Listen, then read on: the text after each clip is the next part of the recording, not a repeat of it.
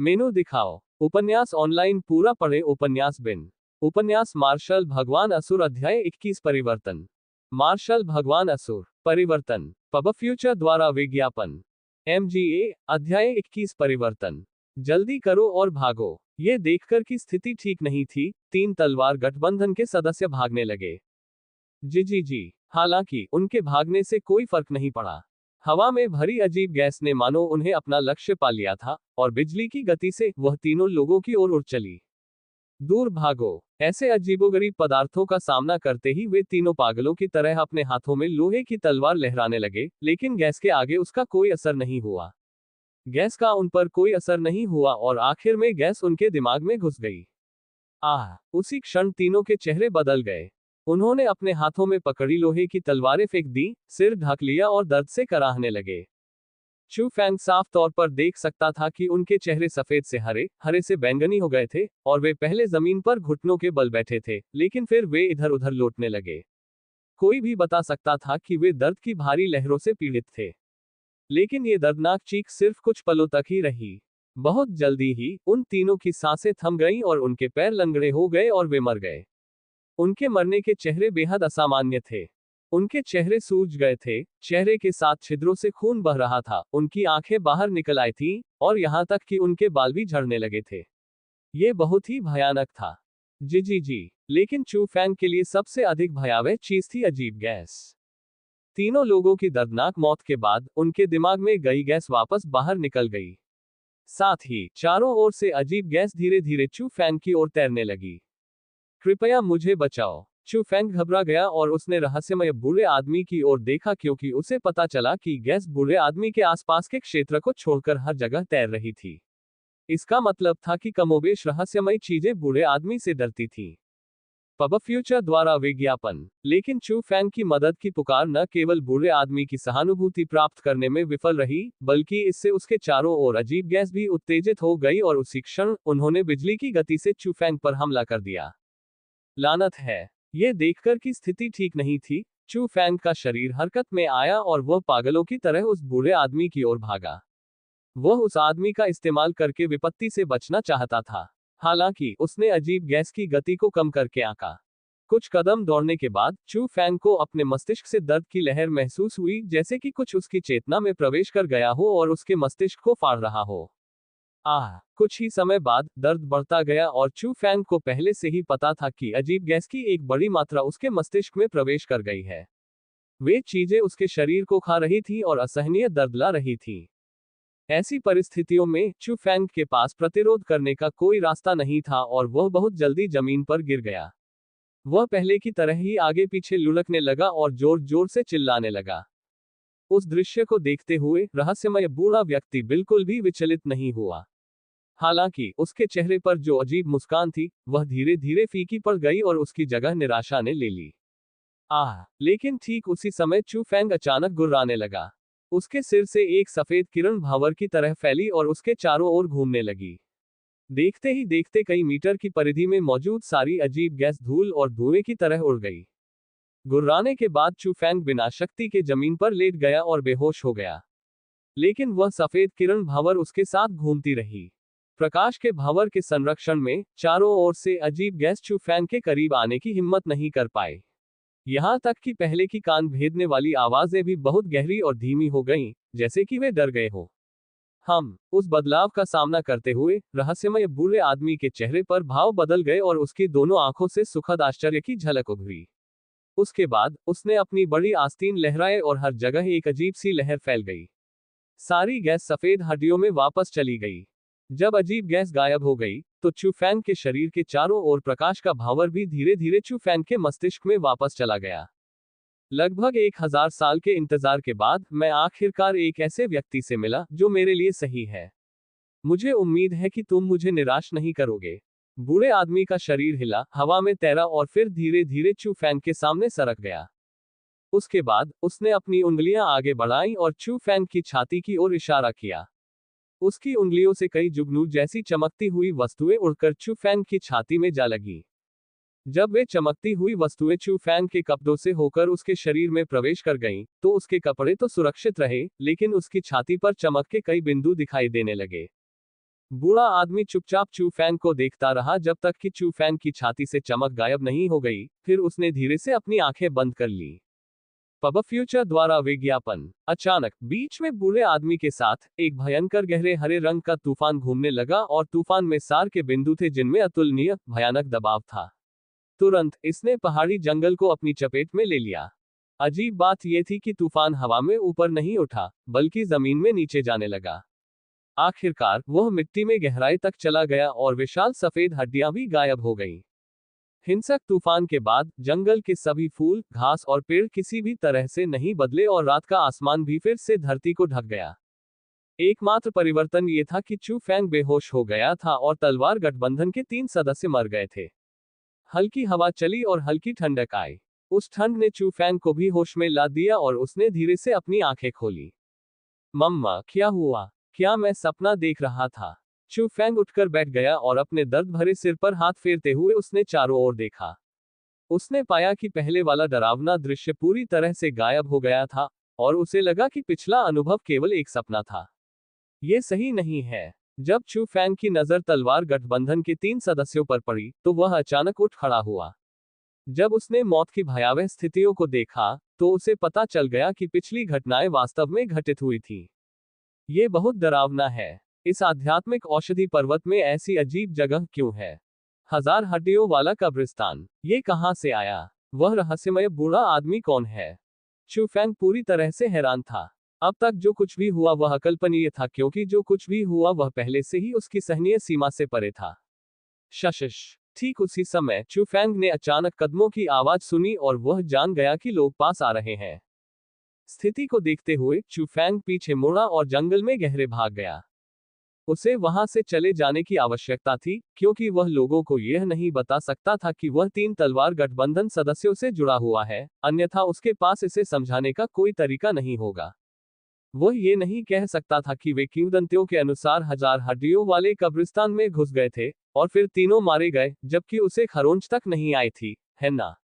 ये बहुत अजीब था, और अगर वह लोगों को बताता भी, तो कोई भी इस पर विश्वास नहीं करता। भले ही लोग इस पर विश्वास कर लें, चू फैंग एजियो ड्रैगन स्कूल में एक अजीब व्यक्ति बन जाएगा, इसलिए उसे सभी कनेक्शन हटाने होंगे। चू फैंग भागते हुए जल्दी ही समझ गया कि उसके अंदर कुछ अलग है। उसे लगा कि उसकी इंद्रियां बहुत स्पष्ट हैं। हवा से हिलती घास भी उसे महसूस हो रही थी। उसे पहले कभी ऐसा एहसास नहीं हुआ था। क्या मेरा सिर इतना संवेदनशील है क्योंकि इस आध्यात्मिक औषधि पर्वत में रात के सन्नाटे के साथ बहुत अधिक आध्यात्मिक ऊर्जा है? चू फैंग ने ये जानने की कोशिश की कि उसे बेहतर होश क्यों है, लेकिन उसने अचानक अपने कदम रोक दिए। तुरंत उसकी दोनों आंखें चमक उठी और उसके चेहरे पर आश्चर्य की झलक उभरी। उसने एक अजीब ऊर्जा को हिलते हुए महसूस किया, और हालांकि यह अभी भी काफी दूर थी, वह पुष्टि कर सकता था कि यह एक आकाश आत्मा घास थी। पब फ्यूचर द्वारा विज्ञापन। संपर्क टॉस साइट मैप दान करें मेनू दिखाओ। उपन्यास ऑनलाइन पूरा पढ़े उपन्यास बिन। उपन्यास मार्शल भगवान असुर अध्याय 22 लड़की और राक्षस के बीच महान युद्ध। मार्शल भगवान असुर, लड़की और राक्षस के बीच महान युद्ध। Ads by PubFuture. MGA अध्याय 22 लड़की और राक्षस के बीच महान युद्ध। मैं ये कल्पना तो नहीं कर रहा हूं ना? चू फैंग को यह महसूस करके आश्चर्य हुआ कि आध्यात्मिक घास कहां स्थित थी, और बेशक चू फैंग जानता था कि इसका क्या मतलब है। यदि वह अनुभूति वास्तविक थी, तो इसका अर्थ था कि आध्यात्मिक औषधि पर्वत पर वह पानी में मछली की तरह था। फफफ। ये सोचते हुए चू फैंग ने बिना किसी हिचकिचाहट के उस दिशा की ओर चलना शुरू कर दिया, जहां से उसे कुछ महसूस हुआ था। वह उस चीज की पूरी तरह से जांच करना चाहता था। जैसे जैसे वह करीब आता गया, चू फैंग और अधिक खुश होता गया, क्योंकि उसके मस्तिष्क में आकाश आत्मा घास की हलचलें और अधिक मजबूत होती जा रही थी, जिसका कमोबेश मतलब था कि उसकी भावना एक भ्रम नहीं थी। जब चू फैंग दूसरी झाड़ी के पास से गुजरा तो उसने अपने सामने एक लाल पौधा देखा। यह आकाश आत्मा घास थी। Sky spirit grass ground spirit grass से काफी बेहतर थी। लाल शाखाएं और तने से लाल चमक निकलती थी और ऐसा लगता था जैसे उसमें आग लगी हो। रात के समय ये खास तौर पर खूबसूरत लगती थी। छोटी सी बात है, पूरे दिन मेरे साथ खेलने के बाद, मैं देखूंगा कि इस बार तुम मुझसे बच सकती हो या नहीं। जैसे ही उसने आकाशीय आत्मा घास को देखा, चू फैंग रुका नहीं और तुरंत आगे बढ़ गया। उसने अपनी आध्यात्मिक ऊर्जा को अपने पैरों के तलवों पर केंद्रित किया और उसकी गति एक पल में दोगुनी हो गई। पलक झपकते ही वह आकाशीय आत्मा घास के सामने पहुंच गया। लेकिन इससे पहले कि चू फैंग ने अपने हाथ बढ़ाए, वह आकाश आत्मा घास गायब हो गई और दिखाई नहीं दी। तुम दौड़ना चाहते हो, लेकिन क्या तुम दौड़ सकते हो? ये देखकर कि आकाशीय आत्मा घास अदृश्य होकर भागना चाहती थी, चू फैंग ने अपने मुंह के कोने पर एक ठंडी मुस्कान बनाई। वह आगे बढ़ा, अपने सामने की हवा को पकड़ा, और फिर उसने एक तेज चीख सुनी। एक आकाशीय आत्मा घास चू फैंग के हाथों में जकड़ी हुई थी। जब स्काई स्पिरिट ग्रास को चू फैंग ने पकड़ लिया, तो उसने तुरंत अपनी अदृश्यता खो दी और पागलों की तरह संघर्ष करना शुरू कर दिया। इसकी शक्ति ग्राउंड स्पिरिट ग्रास से कई गुना अधिक थी, लेकिन चू फैंग के हाथों में होने के कारण ये बेकार थी।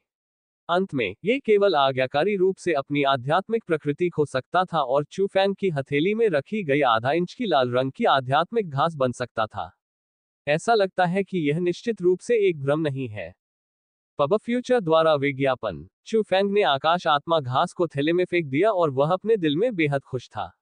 हालांकि वह नहीं जानता था कि यह विशेष भावना कहां से आई है।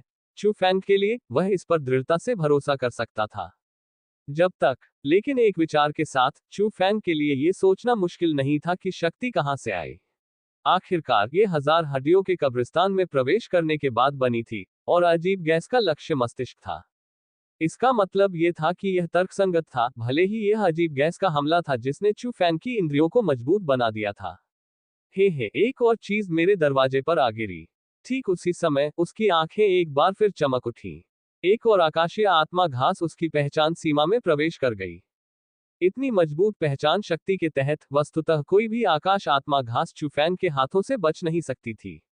भागने के सभी तरीके व्यर्थ प्रयास थे। चू फैंग पूरी रात नहीं सोया और जब दिन हुआ, तो उसने दर्जनों स्काई स्पिरिट घास पकड़ ली थी। ऐसी फसल निश्चित रूप से लोगों को पागल कर देगी। अगर किसी को इसके बारे में पता चल गया, तो चू फैंग को लूटना भी संभव था।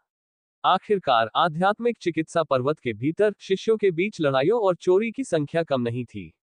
हालांकि चू फैंग की पहचान शक्ति केवल स्काई स्पिरिट ग्रास तक ही सीमित नहीं थी। यहां तक कि अगर कोई इंसान एक निश्चित सीमा में प्रवेश करता, तो चू फैंग उसे पहचान लेता, इसलिए लगभग कोई भी चू फैंग का पता नहीं लगा सकता था। एक और दिन बीत गया, और जब रात आई, चू फैंग का बैग लगभग भर चुका था। इस बार चू फैंग ने शिकार जारी नहीं रखा और उसने आकाश आत्मा घास को परिष्कृत करना शुरू करने के लिए एक छिपी हुई जगह ढूंढ ली। चू फैंग की शोधन गति शीर्ष श्रेणी की थी, और केवल 4 घंटों के बाद आकाश आत्मा घास से भरा बैग उसके द्वारा पूरी तरह से परिष्कृत कर दिया गया। इसके साथ ही उसका डेंटियन भी अधिक से अधिक भर गया। इससे चू फैंग खुश हो गया, और हालांकि स्काई स्पिरिट ग्रास की तुलना सेंट स्पिरिट ग्रास से नहीं की जा सकती थी, लेकिन अगर उसे हर दिन इतनी मात्रा में परिष्कृत करना होता, तो वह 10 दिनों के भीतर सफलता प्राप्त कर सकता था। उस दिन के बाद से चू फैंग ने सारा दिन आध्यात्मिक औषधि पर्वत के मध्य चक्र में बिताया और देर रात तक बिना रोक टोक के आकाशीय आत्मा घासों का शिकार किया। उसने उस दिन शिकार की गई सभी आकाशीय आत्मा घासों को परिष्कृत किया, फिर 4 घंटे आराम करने के बाद वह पागलपन की हद तक शिकार करना जारी रखा। ये चक्र ऐसे ही चलता रहा, और चू फैंग के आध्यात्मिक चिकित्सा पर्वत में प्रवेश करने के 9 दिन बाद उसने अपने डेंटियन में एक बड़ा बदलाव महसूस किया। 9 बिजली के जानवर एक बार फिर बदल गए, और चू फैंग आखिरकार आध्यात्मिक क्षेत्र के चौथे स्तर से 5वें स्तर पर पहुंच गया। इस शक्ति के साथ मैं उन लोगों के खिलाफ लड़ने में सक्षम हो जाऊंगा जो आत्मा क्षेत्र के 6ठे स्तर पर हैं। अपनी ताकत को कई गुना बेहतर महसूस करते हुए चू फैंग खुद अवाक रह गया। जिसके पास दिव्य बिजली थी, उसके पास वास्तव में दूसरों की तुलना में अधिक शक्तिशाली शक्ति थी। खास तौर पर उसकी 3 थंडर शैलियां। अगर वह इसका इस्तेमाल करता, तो आत्मा क्षेत्र के 6ठे स्तर के विशेषज्ञ भी उसे हरा नहीं पाते। पब फ्यूचर द्वारा विज्ञापन। लेवल क्रॉसिंग लड़ाइयां पहले से ही सामान्य ज्ञान को चुनौती दे रही थीं। हालांकि जो लोग बहुत ही प्रतिभाशाली थे, वे ऐसा कर सकते थे, लेकिन वे प्रतिभाशाली थे। अगर ये चीजें किसी ऐसे व्यक्ति पर होती जिसे लोग जानते थे, तो हर कोई चौंक जाता। अपनी शक्ति बढ़ाने के बाद चू फैंग फिर से आकाशीय आत्मा घास की तलाश में निकल पड़ा। इस बार यह बहुत आसान था। केवल आधे दिन में उसने अपना बैग भर लिया। चूंकि राशन का बैग लगभग खाली हो चुका था, इसलिए वह बैग भी आध्यात्मिक दवाई रखने के लिए चू फैंग का उपकरण बन गया। हालांकि वर्तमान चू फैंग केवल स्काई स्पिरिट ग्रास के बारे में नहीं सोच रहा था। वह इनर सर्किल की ओर बढ़ना चाहता था और वह सेंट स्पिरिट ग्रास की जांच करना चाहता था, जिसके बारे में अफवाह थी कि वह रैंक 6 भयंकर जानवर से कमजोर नहीं है। यह आभा, लेकिन लंबे समय तक आंतरिक घेरे में प्रवेश करने से पहले चू फैंग ने 2 प्रकार की आभा महसूस की और वे दोनों बेहद मजबूत थी। सबसे पहले आध्यात्मिक औषधियां थीं। घनीभूत बुरी आभा स्पष्ट रूप से संत आत्मा घासों से थी, जिनकी आध्यात्मिक प्रकृति थी। उनमें से बहुत सारे थे, लगभग 100। दूसरी आभा मनुष्य की थी। ये भी बहुत बड़ी थी, इसलिए यह आत्मा क्षेत्र के 7वें स्तर का विशेषज्ञ होना चाहिए। उस समय दोनों आभाएं आपस में मिल गई थी। ये स्पष्ट था कि वह व्यक्ति संत आत्मा घासों के साथ एक महान युद्ध कर रहा था। लेकिन उस व्यक्ति की आभा स्थिर नहीं थी, इसलिए वे किसी जाल में फंस गए होंगे। किसने अकेले इतने सारे संत आत्मा घासों को चुनौती देने की हिम्मत की? उत्सुकता से चू फैंग ने परिणाम देखने का फैसला किया। जब वह पेड़ों की परतों के ऊपर से छलांग लगाने लगा तो दूर से दृश्य देखकर वह दंग रह गया। बैंगनी कांटों से भरा 3 मीटर लंबा विशाल पौधा अपने मुंह में दांतों से भरा हुआ था। यह अपने शरीर से एक दमनकारी आभा उत्सर्जित कर रहा था और यह संत आत्मा घास जैसा भी नहीं लग रहा था। यह एक राक्षस जैसा लग रहा था। हालांकि डरावनी संत आत्मा घासों के बजाय चू फैंग की निगाहें उस छोटी सी आकृति पर केंद्रित थी, क्योंकि वह आकृति न केवल 100 संत आत्मा घासों के गठन से गुजरी थी, बल्कि वह एक सुंदरता थी जो उसके नाम से मेल खाती थी। वह सुंदर लंबे बाल, वह नाजुक चेहरा, वो बर्फ सी सफेद त्वचा, वह आंखें जो खतरे के सामने भयभीत नहीं थी और इसके बजाय अडिग थी, चू फैंग को गहराई से आकर्षित करती थी। वह लड़की निस्संदेह चू फैंग द्वारा देखी गई सबसे खूबसूरत लड़की थी। लेकिन चू फैंग का उसकी ओर आकर्षित होने का कारण केवल उसका रूप नहीं था, बल्कि उसकी उम्र में उसके पास जो ताकत थी, वह भी थी। नीचे सावधान रहें। अचानक चू फैंग जोर से चिल्लाया, क्योंकि उसे लगा कि लड़की के पैरों के नीचे एक संत आत्मा घास छिपी हुई थी। क्या लड़की ने चू फैंग को देखा भी नहीं था, इसलिए ऐसी अप्रत्याशित चीख सुनकर वह आश्चर्यचकित हो गई। उसने अवचेतन रूप से अपने दोनों पैरों से जमीन पर थपथपाया और हवा में छलांग लगा दी। जैसे ही वह जमीन से उठी, एक विशाल संत आत्मा घास अपने नुकीले दांतों और पंजों को बाहर निकालकर जमीन से बाहर आ गई। उस अप्रत्याशित घटना ने उस लड़की के मन में डर पैदा कर दिया। अगर उस आवाज की याद न आती, तो उसे निश्चित रूप से बहुत बड़ी कीमत चुकानी पड़ती। अपने दिल में कृतज्ञता के साथ उसने चू फैंग की ओर अपनी नजर डाली। लेकिन जब उसने चू फैंग को देखा, तो उसका नाजुक चेहरा तुरंत जम गया और वह चौंककर बोली, ये तुम हो? पब फ्यूचर द्वारा विज्ञापन संपर्क टॉस साइट मैप दान करें मेनू दिखाओ। उपन्यास ऑनलाइन पूरा पढ़े। उपन्यास बिन उपन्यास मार्शल भगवान असुर अध्याय 23 10,000 में एक भी नहीं। मार्शल भगवान असुर 10,000 में एक भी नहीं। पब फ्यूचर द्वारा विज्ञापन MGA अध्याय 23 10,000 में एक भी नहीं। आप मुझे जानते हैं। चू फैंग ने उस सुंदर लड़की का ध्यानपूर्वक मूल्यांकन किया और 3 बार ऊपर से नीचे देखने के बाद उसे पता चला कि न केवल वह लड़की सुंदर थी, बल्कि वह बहुत जवान भी थी, जाहिर तौर पर उससे उम्र में छोटी थी। इसके अलावा लड़की की छाती पर एक बैच था, जिससे पता चलता था कि वह विंग्स एलायंस की सदस्य थी। हालांकि उस लड़की ने चू फैंग को चौंका दिया, लेकिन वह वास्तव में लड़की को नहीं पहचान पाया। तुम्हें कौन जानता है? जल्दी करो और चले जाओ, यह ऐसी जगह नहीं है जहां तुम आ सको। लड़की ने चू फैंग की ओर देखा, फिर खुद को संत आत्मा घासों के खिलाफ विशाल लड़ाई में झोंकना जारी रखा और ऐसा लग रहा था कि वह चू फैंग पर बेहद गुस्सा थी। हालांकि चू फैंग को नहीं पता था कि लड़की इतनी गुस्से में क्यों थी। चू फैंग को पहले से ही पता था कि लड़की को संत आत्मा घास ने घेर लिया है। वह भागना चाहती थी, लेकिन उसके पास वह मौका नहीं था। यदि ऐसा ही चलता रहा तो लड़की अपनी शारीरिक शक्ति के कारण आगे नहीं बढ़ पाएगी और वहीं मर जाएगी। एक आदमी होने के नाते चू फैंग इतनी खूबसूरत लड़की को उन राक्षसों द्वारा कैसे खा जाने दे सकता था? वह ऐसी किसी चीज को अनदेखा नहीं कर सकता था। तो उस बारे में सोचते हुए चू फैंग बिना किसी हिचकिचाहट के कूद गया। लेकिन जैसे ही वह अंदर गया, उसे थोड़ा पछतावा हुआ। बड़ी संख्या में राक्षसों ने उसकी उपस्थिति महसूस की और सीधे उस पर हमला करना शुरू कर दिया। ऐसा लगता है कि मुझे पूरी ताकत लगानी होगी। जीवन एक धागे से लटका हुआ था, इसलिए चू फैंग ने अब और पीछे नहीं हटना चाहा। उसके डेंटियन में आध्यात्मिक ऊर्जा हिलने लगी और यह नसों के साथ बहने लगी। उसके पैर की उंगलियों के ऊपरी हिस्से ने जमीन को छुआ और एक धमाके के साथ उसका पूरा शरीर बिजली की तरह हवा में उछल गया। जैसे ही वह उतर रहा था, चू फेंग अचानक घूमने लगा। एक बवंडर उठने लगा और उसका पूरा शरीर एक मानव ब्लेड की तरह था जो नीचे सैकड़ों फूलों में भयंकर रूप से घुस गया। टकराना। जैसे ही वह उतर रहा था, फूल बिखर गए। जैसे ही वह उतरा, जमीन पर एक गहरा गड्ढा बन गया जिसके चारों ओर दरारें पड़ गईं। एक संत आत्मा घास को चू फेंग ने मौके पर ही मार डाला और वह उसकी उंगली जितनी बड़ी हो गई। उसने 3 थंडर स्टाइल्स की पहली 2 स्टाइल्स प्रदर्शित की, फिर भी उसने केवल एक सेंट स्पिरिट ग्रास को मारा। ये चू फेंग के लिए अप्रत्याशित था। आखिरकार यह उसका सबसे मजबूत ट्रम्प कार्ड था। उसने सोचा कि उन हमलों से आसमान डर जाएगा और जमीन रोएगी और बड़ी संख्या में संत आत्मा घास उसके पैरों के नीचे मर जाएंगे। लेकिन उसकी आंखों में परिणाम उसकी कल्पना से बहुत अलग था। पब फ्यूचर द्वारा विज्ञापन। हालांकि चू फेंग ने इस बारे में ज्यादा नहीं सोचा।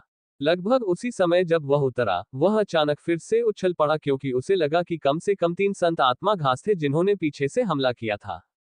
क्या तुम मरना चाहते हो? संत आत्मा घास के आक्रमण स्वरूप में परिवर्तन और आसपास से आती चीखने की आवाजों को महसूस करके लड़की को पता चल गया कि चू फेंग कूद पड़ा है।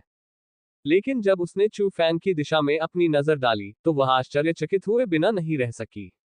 चाहे उसने जो भी सोचा हो, उसने कभी अनुमान नहीं लगाया होगा कि चू फेंग अपनी इच्छानुसार संत आत्मा घासों की सेना के भीतर आ और जा सकता है, जिससे वह भी डरती थी। सेंट स्पिरिट ग्रास के हमलों को देखे बिना भी वह अभी भी सटीक रूप से चकमा दे सकता था और हमला कर सकता था।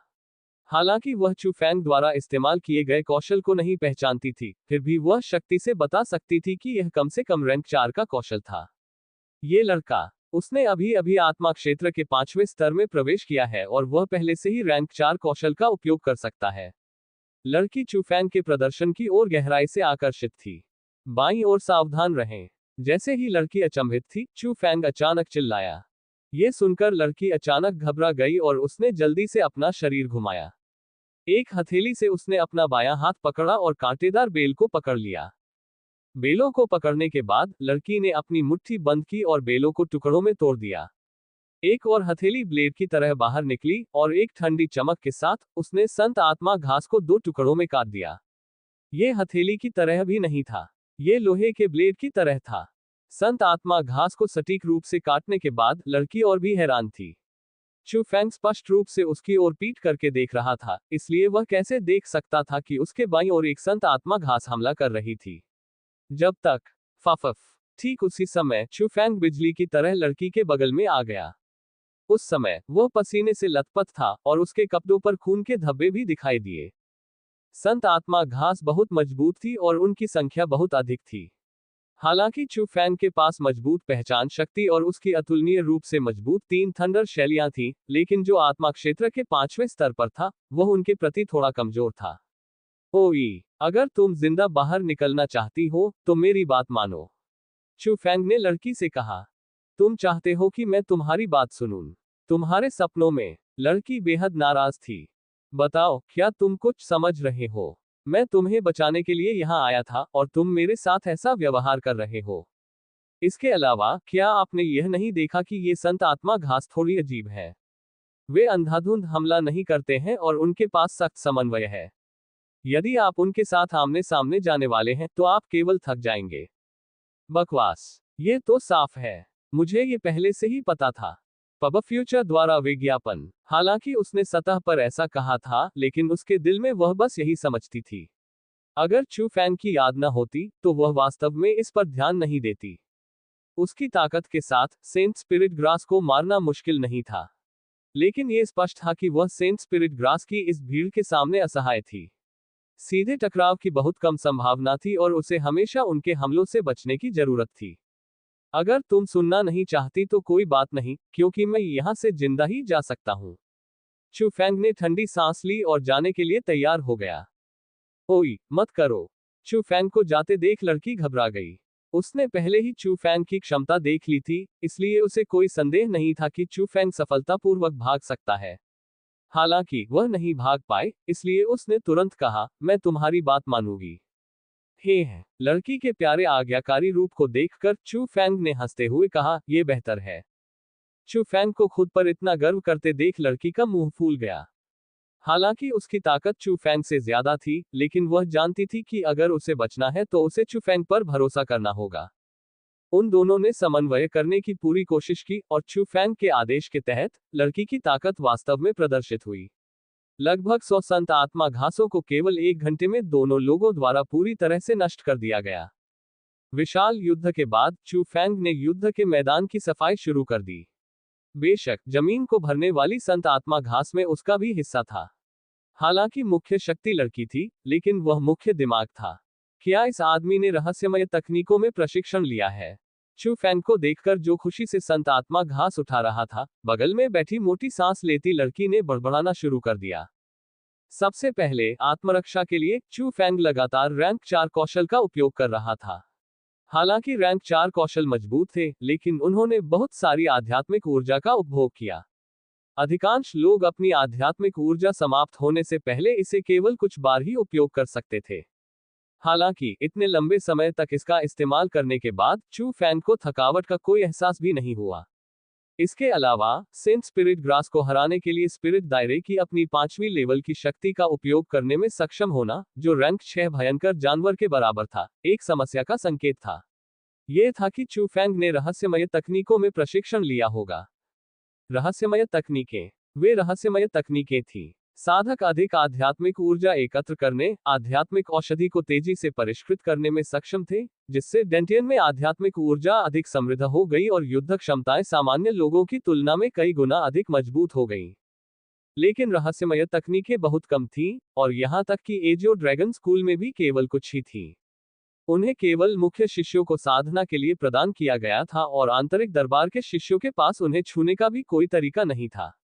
चू फैंग के अनमोल रहस्यमय तकनीकों में साधना करने में सक्षम होने के कारण स्वाभाविक रूप से लड़की ने चू फैंग को दूसरे नजरिए से देखा।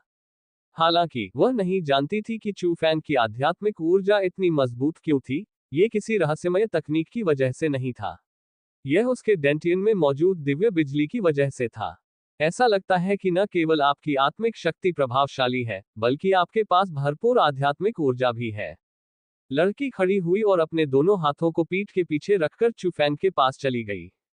कौन सी आत्मिक शक्ति? चू फैंग ने शून्य भाव से देखा।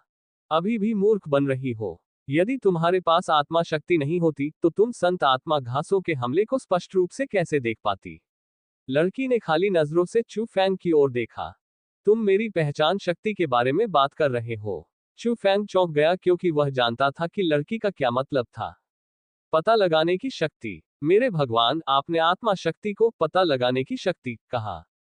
आप वास्तव में एक गंवार हैं। चू फैंग की ओर लड़की की नजर अधिक से अधिक तिरस्कारपूर्ण होती गई। नहीं जानना सामान्य बात है। क्या तुम्हें पता होगा कि तुम जन्म के समय पुरुष थे या महिला? चू फैंग ने ठंडी सांस ली और अपने चारों ओर से संत आत्मा घास को उठाना जारी रखा। ओह, तुम्हारा स्वभाव बहुत जल्दी गुस्सा करने वाला है। लड़की ने प्यार से मुस्कुराकर उसे पकड़ लिया और फिर हंसते हुए बोली, क्या तुम्हें पता है कि 10,000 में से एक व्यक्ति के पास भी यह आत्मिक शक्ति नहीं होती? पब फ्यूचर द्वारा विज्ञापन। संपर्क टॉस साइट मैप दान करें मेनू दिखाओ। उपन्यास ऑनलाइन पूरा पढ़े। उपन्यास बिन। उपन्यास मार्शल भगवान असुर अध्याय 24। क्या तुम मुझसे शादी करने की हिम्मत रखते हो? मार्शल भगवान असुर। क्या तुम मुझसे शादी करने की हिम्मत रखते हो? पब फ्यूचर द्वारा विज्ञापन। MGA अध्याय 24। क्या तुम मुझसे शादी करने की हिम्मत रखते हो? ऐसा लगता है कि आप सचमुच इस आत्मिक शक्ति को समझते हैं। चू फैंग का दिल दहल गया। उसने अभी अभी तथाकथित आत्मा शक्ति का उपयोग करना शुरू किया था, इसलिए उसे इसकी ज्यादा समझ नहीं थी। लेकिन वह ये भी जानता था कि जब लड़की ने कहा कि 10,000 में से एक भी ऐसा नहीं है जिसके पास आत्मा की शक्ति हो, तो ये बात सच हो सकती है। ये बहुत स्पष्ट था कि इस बेहद प्रतिभाशाली लड़की के पास ये शक्ति नहीं थी।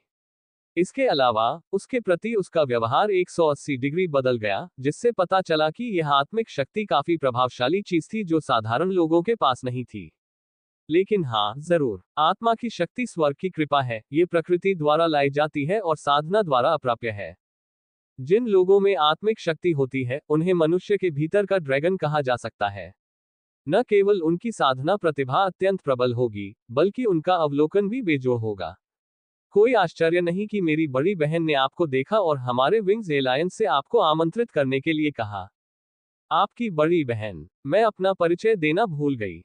मेरा नाम सु मेई है, मेरी उम्र 14 साल है। और आप मेरी बड़ी बहन को तो जानते ही होंगे। उसका नाम सु रो है। आप एल्डर सु रो की बहन है। चू फैंग को इसकी उम्मीद नहीं थी।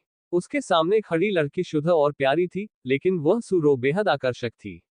हालांकि वे दोनों बहुत खूबसूरत महिलाएं थीं, लेकिन वे एक जैसी नहीं थीं। लेकिन कुछ और बारीकी से देखने के बाद चू फैंग को पता चला कि उसके सामने खड़ी लड़की थोड़ी बहुत सुरो जैसी दिखती है। लड़की अभी भी थोड़ी छोटी थी, लेकिन कुछ सालों में वह निश्चित रूप से एक शानदार सुंदरता होगी। चू फैंग को आश्चर्य इस बात पर हुआ कि वह किसी भी तरह से सूरो से संबंधित नहीं था, तो सूरो ने उसे बिना किसी कारण के विंग्स एलायंस में खींचने की कोशिश क्यों की?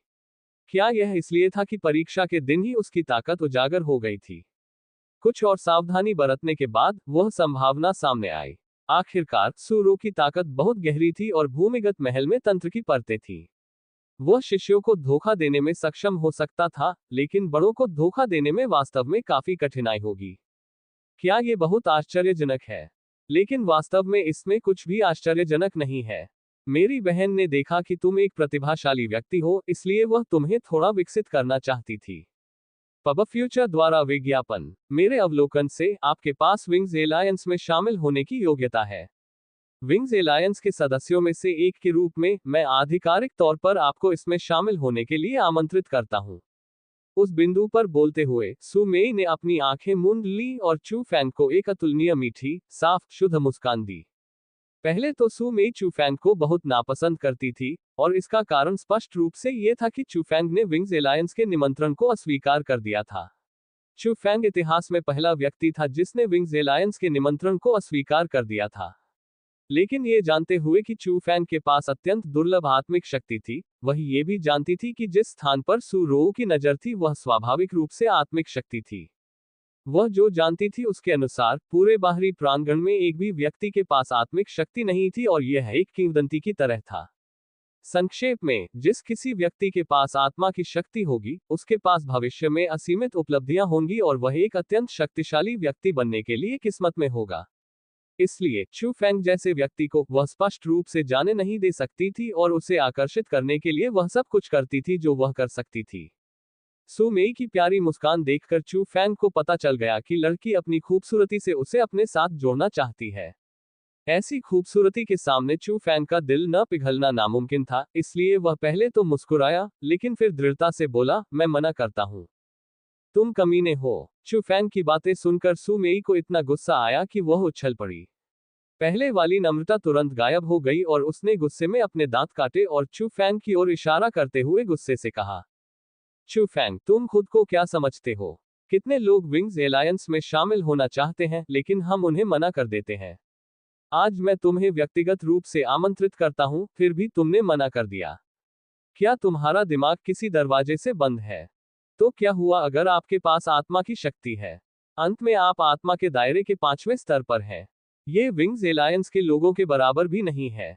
सु मेई की भयंकर गालियों का सामना करते हुए चू फैंग न तो उत्तेजित हुआ और न ही क्रोधित हुआ और उसे पूरी तरह से अनदेखा कर दिया। वह फर्श पर पड़ी संत आत्मा घासों को उठाता रहा, और जो घासें वह उठा सकता था उन्हें उठा लिया। अचानक उसके चेहरे पर एक खालीपन आ गया। उसने आश्चर्य से देखा कि पास ही में एक बैंगनी रंग का मनका दिखाई दिया। वह मनका मोती के आकार का ही था, लेकिन उसमें अत्यंत प्रबल आध्यात्मिक ऊर्जा थी। यह क्या है? चू फैंग ने मनका उठाया और ध्यान से उसका मूल्यांकन किया। वाह, क्या ये है? यह एक आध्यात्मिक मनका है।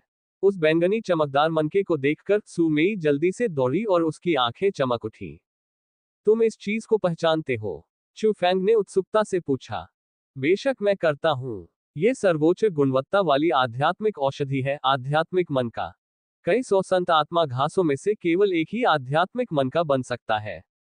आप आध्यात्मिक मनका को परिष्कृत नहीं कर सकते, लेकिन अगर आप इसे सीधे निगल लें, तो यह आध्यात्मिक ऊर्जा में बदल जाएगा और डेंटियन द्वारा अवशोषित हो जाएगा। इसलिए आध्यात्मिक मनका बेहद कीमती है। उनमें से एक की कीमत 100 टेल सोने के बराबर है। पब फ्यूचर द्वारा विज्ञापन। मैं इतने दिनों से आध्यात्मिक औषधि पर्वत के भीतरी घेरे में सिर्फ इस आध्यात्मिक मनके के लिए भटक रही हूँ। मैंने कभी नहीं सोचा था कि मुझे जाने से पहले यह मिल जाएगा। मैं बहुत भाग्यशाली हूँ, सु मेई ने भावुक होकर कहा। तो यह चीज एक उच्च गुणवत्ता वाली आध्यात्मिक दवा है जिसे परिष्कृत करने की आवश्यकता नहीं है। ये वास्तव में एक अच्छी चीज है, चू फैंग ने हंसते हुए कहा और मन का बैग में नहीं डाला, बल्कि उसने इसे अपनी जेब में रख लिया। तुम इसे अपने पास रखना चाहते हो? ये देखकर सु मेई गुस्से से चिल्लाई। बिल्कुल नहीं, थोड़ी देर में मैं तुम्हें कुछ और संत आत्मा घास दूंगा। ये संत आत्मा घास मूल रूप से मेरी थी, और यह पहले से ही बहुत अच्छा है कि मैं आपको आधा देने को तैयार हूं। किसी भी मामले में संत आत्मा घास केवल उच्च गुणवत्ता वाली आध्यात्मिक दवा है। वे शीर्ष गुणवत्ता वाले आध्यात्मिक मनके की तुलना कैसे कर सकते हैं? आप ऐसा नहीं कह सकते।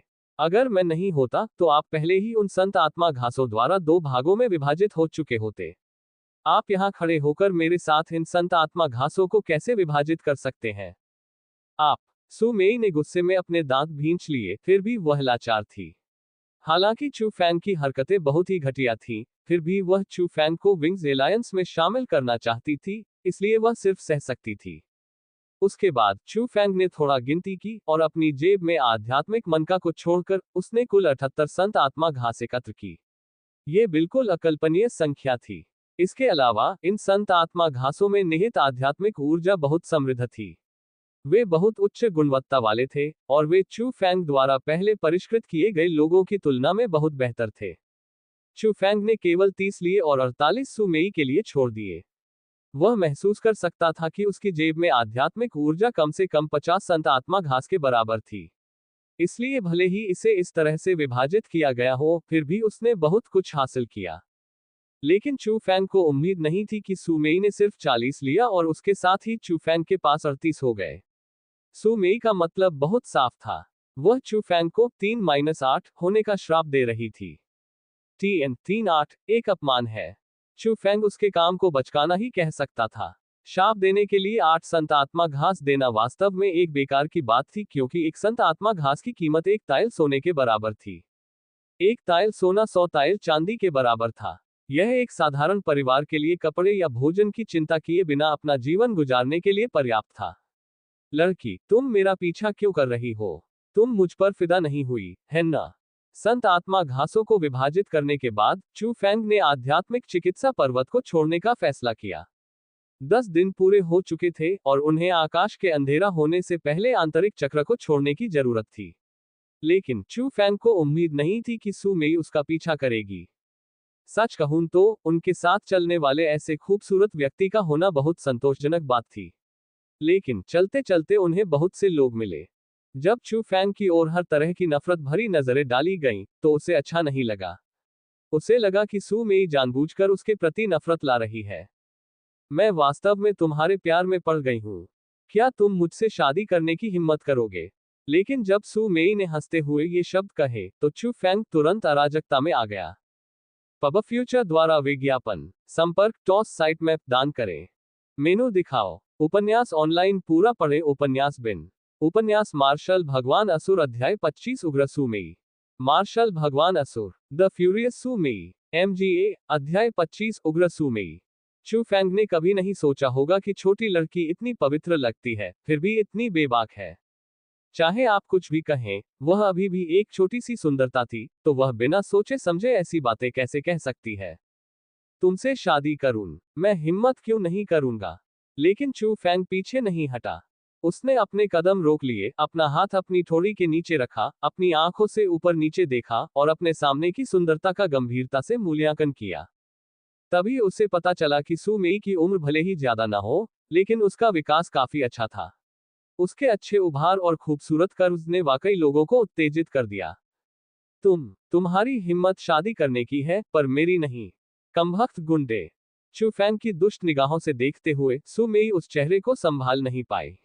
उसे आखिरकार पता चला कि चू फैंग के साथ बेशर्मी से पेश आने में वह बहुत अनुभवहीन थी, और चू फैंग के कुछ शब्दों से ही वह पूरी तरह से उन्मत्त हो गई। ओह, अगर तुम शादी नहीं करोगी तो बहुत अच्छा है, तुम सच में मेरी पसंद की नहीं हो। चू फैंग ने हल्के से मुस्कुराया, जैसे कि एक बहुत बड़ा बोझ उतर गया हो, और चलना जारी रखा।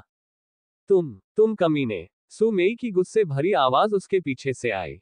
चू फैंग से बदला लेने के लिए सू मेई ने चू फैंग को नहीं छोड़ा, चाहे कुछ भी हो जाए, और वह उसके बगल में ही खड़ी रही। जैसे जैसे वे आगे बढ़े, चू फैंग ने बहुत सारी दुश्मनी आकर्षित की। चू फैंग वास्तव में सू मेई की हरकतों के सामने असहाय था। शक्ति के मामले में वह सू मेई से बहुत दूर था, और भले ही वह सू मेई से अधिक शक्तिशाली था, फिर भी छोटी सुंदरता को भगाने के लिए लड़ाई का उपयोग करने की कोई आवश्यकता नहीं थी, है ना? चूंकि वह असहाय था, इसलिए चू फैंग को इसके बजाय थोड़ा आनंद लेना चाहिए था। कभी कभी वह सू मेई के रूप की प्रशंसा करता था, कभी कभी वह उसे थोड़ा उकसाता था, और इससे वह गुस्से में बिजली की तरह उछल पड़ती थी। उसने चू फैंग की बांह पकड़ ली और काट लिया, पागलों की तरह चू फैंग की पीठ पर वार किया, और पूरे रास्ते चू फैंग काफी घायल हो गया। बहुत कम लोग थे जो सू मेई को पहचानते थे, लेकिन उसकी खूबसूरती के कारण उसे इन कोर्ट में हैशेक भी कहा जा सकता था। चू फैंग को सू मेई जैसी सुंदरी को धमकाते देख अनगिनत युवा पुरुष आगे आए और न्याय के लिए लड़ने और सुंदरता को बचाने वाले नायक की तरह पेश आने की कोशिश की। लेकिन उन्हें सू मेई की गालियां ही मिली, और दो लोगों की पसलियां भी सू मेई ने तोड़ दी। जब उन्होंने सू मेई की छाती पर विंग्स अलायंस का बैज देखा, तो वे सभी सिर्फ अपनी किस्मत को कोस सकते थे। वे दोनों चलते रहे और सभी दर्शक अपना ध्यान उन पर केंद्रित करते रहे। इस तरह वे एक अजीब दृश्य बन गए। जब वे बाहरी घेरे में पहुंचे तो वहां बहुत सारे लोग जमा हो गए और वे लोगों के ध्यान का केंद्र बन गए। देखो, क्या ये चू फैंग नहीं है? There seems to be a person behind him, isn't that Sume? Two bodies came out of the crowds, and it was the dragon and tiger brothers. Those two people were very afraid of Sume, so they wanted to turn around and escape. By who, help me stop this bastard. But when Sume called out to them, they knew that they couldn't escape. Brother, what should we do? Since it's like this, we can only follow up and give the Chu Feng a bit of suffering. Or else Su Mei would not forgive us. The two of them looked at each other's eyes and remembered Su Mei's orders from all those days ago. They couldn't help but grind their teeth and leap towards Chu Feng's direction as they wanted to block him. Chu Feng already noticed those two, and seeing as they were leaping towards him with unkind faces, he knew that they were going to attack him. Indeed, the brothers arrived in front of Chu Feng and stuck out with one fist and one kick aiming towards Chu Feng's stomach and leg. Those two were in the 6th level of the spirit realm, and although they didn't use any martial skills, their strength and speed were top class. If it was several days ago, Chu Feng would have no way of taking their attacks. But it was no longer hard now. Whoosh! Chu Feng did not back off and he went forward instead. With one foot touching the ground, his body suddenly spun and he went between the two people like the wind. This aura, spirit realm, 5th level. The brothers felt Chu Feng's aura, but they were surprised because of that. How could he dodge the attacks of the two while only being in the 5th level of the spirit realm? It did not make any sense. At that instant, the two brothers felt that they had no more face. Even though Chu Feng was a talented person, the two of them were not ordinary either. How could they let a little person, who was only in the 5th level of the spirit realm, toy with them who were in the 6th level of the spirit realm, in front of all the eyes of the crowd? Thinking to that point, the hearts of those two became colder. They changed their styles, and several palms stuck out at the same time. Countless of wind palms that was visible by the naked eye started flying towards Chu Feng. Those wind palms were densely compacted and there was almost no way of dodging them. These two guys. Seeing that the two of them actually used a rank 3 skill, Chu Feng started to frown. He was already unable to dodge against those skills, so he had to use his own skills to counter. But there were too many observers, so if Chu Feng really used his skills, his true strength would also be exposed. After some thought, Chu Feng bit his teeth and poured the spiritual energy within his body onto his skin. He shifted towards the thinnest wind palms and he wanted to forcibly take on the attack. Bang bang bang. कुछ भारी आवाजों के बाद चू Fang को लगातार 3 हथेलियों से चोट लगी। हालांकि उसकी पीठ से सुन्न कर देने वाला दर्द की लहर आई, लेकिन उसे कोई अंदरूनी चोट नहीं लगी, इसलिए ड्रैगन और टाइगर भाइयों ने खुद को रोक लिया। लेकिन वास्तविकता को छिपाने के लिए उसने खुद को आगे की ओर फेंका, और जब वह जमीन पर गिरा तो उसने जानबूझकर अपने होठों को काटा और थोड़ा पानी जैसा खून थूक दिया। भाइयों को यह देखकर बहुत डर लगा कि चू फैंग जमीन पर गिर गया और खून भी थूक दिया। वे सिर्फ अपनी प्रतिष्ठा वापस पाना चाहते थे और उन्होंने खुद को रोक लिया। आखिरकार वे चू फैंग के पीछे बैठे व्यक्ति को नाराज नहीं करना चाहते थे। हालांकि वे अपने दिल में डरे हुए थे, उन्होंने सु मेई को आते देखा, इसलिए उन दोनों ने चू फैंग की ओर हाथ नहीं बढ़ाया और केवल दुष्टता का चेहरा बना सके और फिर चू फैंग की ओर इशारा करते हुए कहा, चू फैंग, ये सु मेई को अपमानित करने की कीमत है। सु मेई, बड़ी सु रू की बहन, सु मेई। सु मेई नाम सुनकर वहां मौजूद भीड़ चौंक गई। सु मेई नाम उनके लिए अपरिचित नहीं था क्योंकि वह एक बेहद प्रतिभाशाली व्यक्ति था जिसे हर कोई जानता था। ऐसा कहा जाता था कि सु मेई असाधारण सुंदरी थी और उसने इस वर्ष ही एजियो ड्रैगन स्कूल में प्रवेश लिया था, इसलिए बहुत कम लोग उसे पहचान पाए थे। लेकिन चूंकि सु मेई बहुत प्रतिभाशाली थी, 14 साल की उम्र में 7वें स्तर पर होने के कारण उसे अपवाद के रूप में सीधे आंतरिक दरबार की शिष्या के रूप में स्वीकार कर लिया गया। जिस दिन उसने आंतरिक दरबार में प्रवेश किया, उसी दिन वह विंग्स एलायंस में शामिल हो गई। सु मेई की शक्ल और उसकी छाती पर लगे विंग्स अलायंस बैच की तुलना करने के बाद हर कोई उसकी पहचान के बारे में ज्यादा निश्चित हो गया। उस समय भीड़ में विस्फोट हो गया क्योंकि सु मेई का नाम वाकई बहुत मशहूर था। आह, वह लड़का कौन है? मुझे लगता है कि अगर उसने सु मेई को नाराज किया तो वह मर चुका है। मुझे लगता है कि मैंने सुना है कि ड्रैगन और टाइगर भाइयों ने कहा था कि वह चू फैंग था। उसका चेहरा देखकर लगता है कि वह बेवकूफ ही होगा। उसे वाकई नहीं पता होगा कि आसमान कितना ऊंचा है या जमीन कितनी गहरी है। उस समय लगभग सभी ने सोचा कि चू फैंग मर चुका है। सु रो के अस्तित्व के कारण आंतरिक अदालत में सु मेई की स्थिति कम नहीं थी। अपनी सुंदरता के कारण वह पहले से ही आंतरिक प्रांगण के सभी प्रकार के प्रतिभाशाली लोगों की पसंदीदा पत्नी बन चुकी थी। जो कोई भी उसे अपमानित करने की हिम्मत करता था, उसे मौत का सामना करना पड़ता था। सु मेई चू फैंग के सामने पहुंची, और जैसे ही उसने उसे देखा जो धीरे धीरे वापस ऊपर चढ़ रहा था और उनके सामने पानी से भरे खून के तालाब को देखा, उसका चेहरा पूरी तरह बदल गया। वह अचानक घूमी और ड्रैगन और टाइगर भाइयों को 2 जोरदार थप्पड़ मारे और फिर जोर से चिल्लाई, तुम्हें उसे मारने किसने दिया? क्या तुम मरना चाहते हो? संपर्क टॉस साइट मैप दान करें मेनू दिखाओ। उपन्यास ऑनलाइन पूरा पढ़े। उपन्यास बिन उपन्यास मार्शल भगवान असुर अध्याय 26 चू फैंग एक भयंकर व्यक्ति है। मार्शल भगवान असुर। चू फैंग एक भयंकर व्यक्ति है। पब फ्यूचर द्वारा विज्ञापन। MGA अध्याय 26 चू फैंग एक भयंकर व्यक्ति है। अरे क्या हुआ? सु मेई के 2 थप्पड़ बहुत ही स्पष्ट थे। इससे न केवल ड्रैगन और टाइगर भाई पूरी तरह से भ्रमित हो गए, बल्कि उसने देखने वाली भीड़ को भी चौंका दिया। क्या सु मेई उस चू फैंग को पकड़ने की कोशिश नहीं कर रही थी? क्या भाई सु मेई की मदद करने की कोशिश नहीं कर रहे थे? यह क्या स्थिति है और सु मेई ने भाइयों को क्यों मारा? ऐसा लग रहा था कि वह चू फैंग की परवाह करती थी और इसने सभी के दिमाग को पूरी तरह से उलझा दिया। तुम क्या देख रहे हो? देखने जैसा क्या है? अगर तुम देखते रहे तो मैं तुम्हारी आंखें निकाल लूंगा। ठीक उसी समय सु मेई अचानक पलटी। उसके खूबसूरत चेहरे की खूबसूरती अब गायब हो गई थी और उसकी आंखों से 2 ठंडी किरणें निकल रही थीं, जिससे भीड़ पूरी तरह से डर गई। ओए, क्या तुम ठीक हो? भीड़ को डराने के बाद सु मेई चू फैंग की ओर चली गई। मैं ठीक हूं, यह कोई बड़ी बात नहीं है। चू फैंग खड़ा हुआ और अपनी उंगलियों से अपने होठों पर लगा खून पोंछने लगा। एक छोटा सा काटने का घाव भी दिखाई दिया। तुम कमीने। उसी क्षण सु मेई को अचानक समझ आ गया। वह हमलों से खून नहीं थूक रहा था, ये तो बस अपने मनोरंजन के लिए अभिनय कर रहा था।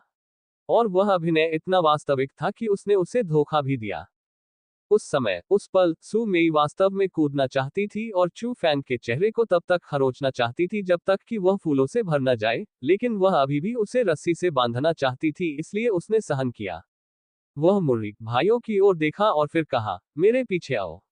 उसके बाद वह जल्दी से आसपास की भीड़ से बाहर चली गई। हम्फ।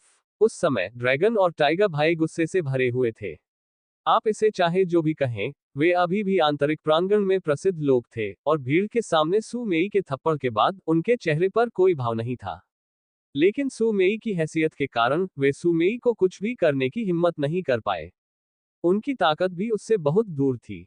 इसलिए अंत में वे केवल ठंडी सांस ले सकते थे और आज्ञाकारी रूप से उसका पालन कर सकते थे। एक खाली जगह पर पहुंचने के बाद जहां कोई भी नहीं था, सु मेई ने एक माफी मांगते हुए कहा, अभी के लिए माफ करें, बात बस इतनी है कि चू फैंग के पास अपने विशेष क्षेत्र है। मुझे भी अभी अभी इसके बारे में पता चला है, इसलिए हम उसे नाराज नहीं कर सकते।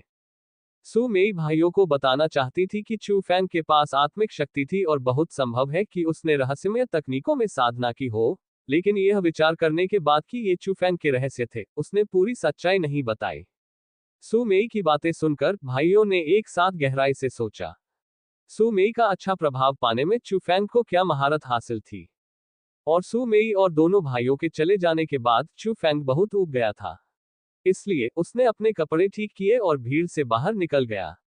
वह किसी भी अनावश्यक परेशानी को आकर्षित नहीं करना चाहता था। चू वेई वह था। ठीक उसी समय भीड़ से 10 लोग बाहर निकले। वे चू वेई, चू जेन और अन्य थे। उनके 2 बैग भरे हुए थे और यह कहा जा सकता था कि उनके पास बहुत अच्छी फसल थी, लेकिन वे केवल निम्न गुणवत्ता वाली आध्यात्मिक दवाएं थीं। उन्होंने भी उस दृश्य को देखा जो अभी अभी घटित हुआ था, और उस समय वे बहुत आश्चर्यचकित हुए। ऐसा प्रतीत होता है कि चू फैंग को विंग्स एलायंस द्वारा आमंत्रित किया जाना केवल एक संयोग नहीं था, बल्कि वास्तव में एक स्पष्ट संबंध था। आपने ये भी सुना है कि इस साल की आंतरिक अदालत शिष्य परीक्षा में एक भयंकर व्यक्ति था जिसने अकेले ही 40 भयंकर जानवरों को मार डाला था। कुछ सोचने के बाद चू वेई ने अपना मुंह खोला।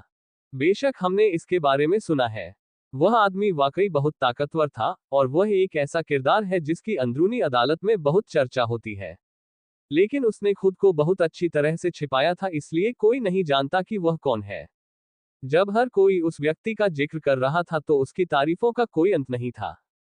तो फिर अगर विंग्स एलायंस नए शिष्यों में से एक नया सदस्य चुन रहा था, तो आपको क्या लगता है कि उनका निमंत्रण का लक्ष्य कौन बनेगा? चू वेई ने पूछा।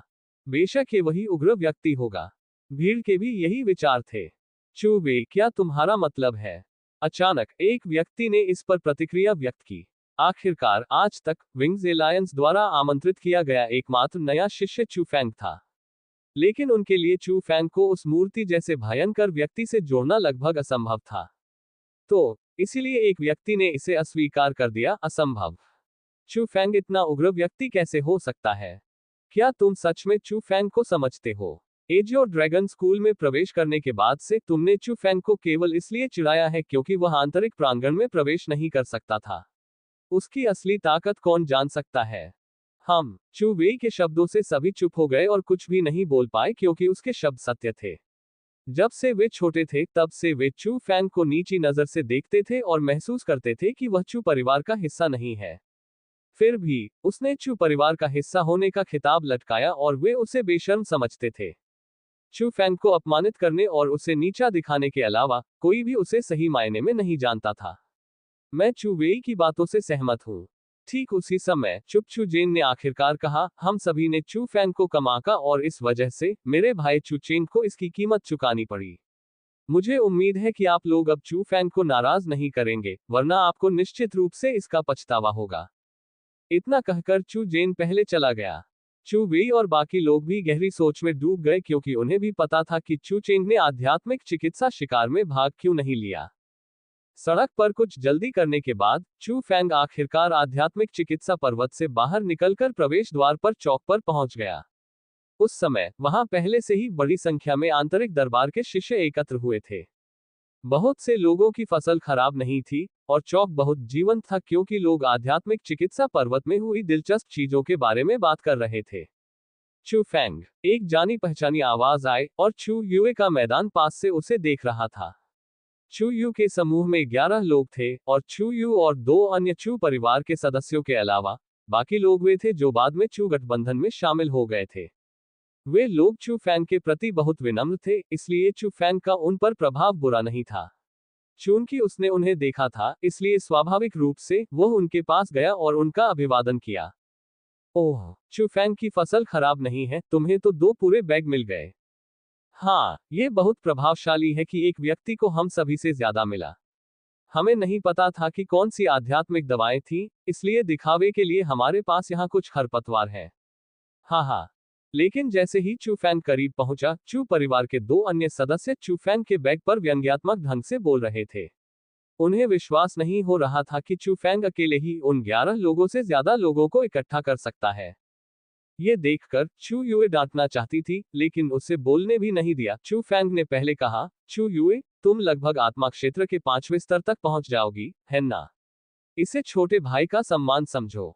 जैसे ही चू फैंग ने ये कहा, उसने अपना हाथ अपने बैग में डाला, और जब उसका हाथ बाहर आया, तो आध्यात्मिक दवा का एक गुच्छा भी बाहर आया और उसने उन सभी को चू युए की बाहों पर भर दिया।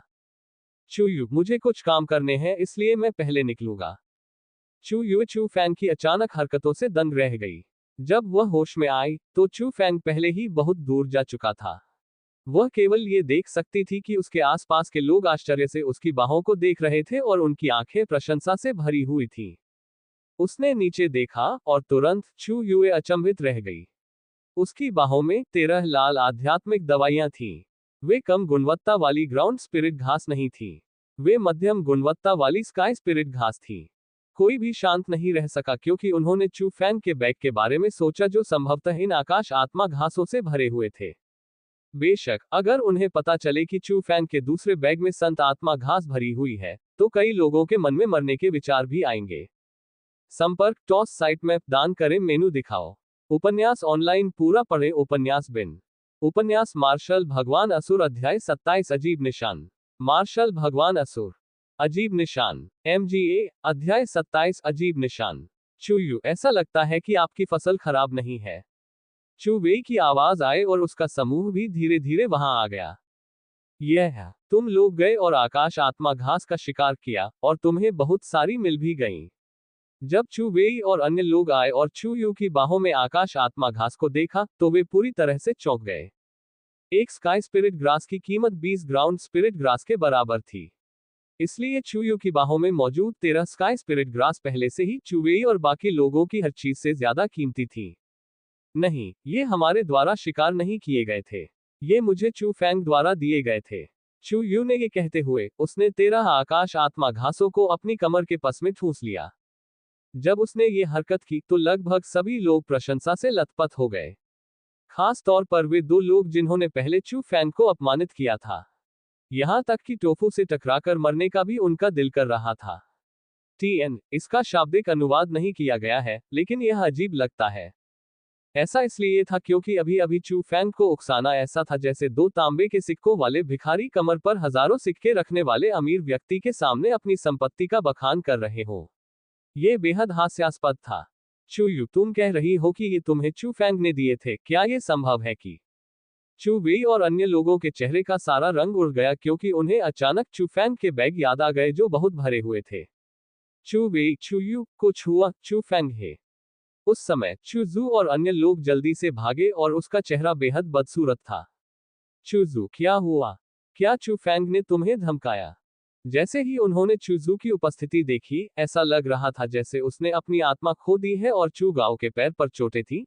चू गठबंधन के सभी लोगों ने उन्हें घेर लिया और उन्होंने ये भी सोचा कि यह चू फैंग था जिसने चूजू और अन्य लोगों को परेशान किया था।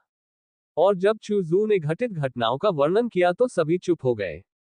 चूजू ने जो कहा उसके अनुसार, उसे बचाने के लिए चू फैंग को 3 लेवल 5 स्पिरिट क्षेत्र विशेषज्ञों ने घेर लिया और हमला कर दिया। उसे खतरे में होना चाहिए था, और अगर वह मरता भी नहीं तो वह अपंग हो जाता। लेकिन उन्होंने अभी अभी चू फैंग को देखा। न केवल उसे खरोंच तक नहीं आई थी, बल्कि वह पूरी तरह से जीवंत था। वह घायल व्यक्ति की तरह कैसे दिख सकता था? और इसका क्या मतलब था? इसका मतलब था कि चू फैंग स्तर 5 आत्मा क्षेत्र के 3 विशेषज्ञों के खिलाफ हार नहीं सकता था, या कम से कम वह सब कुछ बरकरार रखते हुए पीछे हट सकता था। चू फैंग के पास इतनी ताकत कैसे थी? वे इसके बारे में सोचना भी नहीं चाहते थे, क्योंकि जैसे जैसे वे सोचते, उनका डर बढ़ता जाता। चू यू, तुमने कहा था कि चू फैंग ठीक है? चूजू ने भावनाओं से भरे चेहरे के साथ पूछा, और साथ ही उसे लगा कि यह अकल्पनीय था। मम्मा, चू फैंग ठीक है। हमने अभी उसे देखा है। चू यू ने सिर हिलाया और कहा, यह बहुत अच्छा है, चू फैंग ठीक है, ये वास्तव में बहुत अच्छा है। सिस्की, उसकी अत्यधिक खुशी तुरंत दुख में बदल गई, और चूजू ने खुद को चू यू की बाहों में फेंक दिया, ये कहते हुए रोया। चू यू, मैं गलत था, हम गलत थे, केवल तुम ही सही थे। चू फैंग हमारा दुश्मन नहीं है, वह हमारे चू परिवार में सबसे बहादुर है। अगर चू फैंग नहीं होता, तो मैं रोती। उस दृश्य का सामना करते हुए, चू यू को और भी अधिक संतुष्टि महसूस हुई, क्योंकि ऐसा लग रहा था कि चूजू वास्तव में चू फैंग को एक अलग तरीके से देख रही थी। ऐसा लगता है कि हमने चू फैंग को वाकई गलत नजर से देखा है। चू वेई ने आह भरी और उसके चेहरे पर थोड़ी शर्म थी।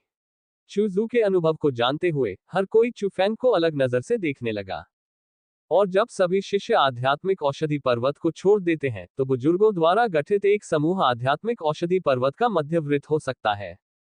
उस समय मार्शल स्किल बिल्डिंग के मास्टर सू रो और कई बुजुर्ग वहां एकत्र हुए। वे तीनों शिष्यों की लाशों को देखकर भौहें सिकोड़ रहे थे, लेकिन अपनी स्थिति के कारण वे केवल देख सकते थे, बोलने का अधिकार नहीं था।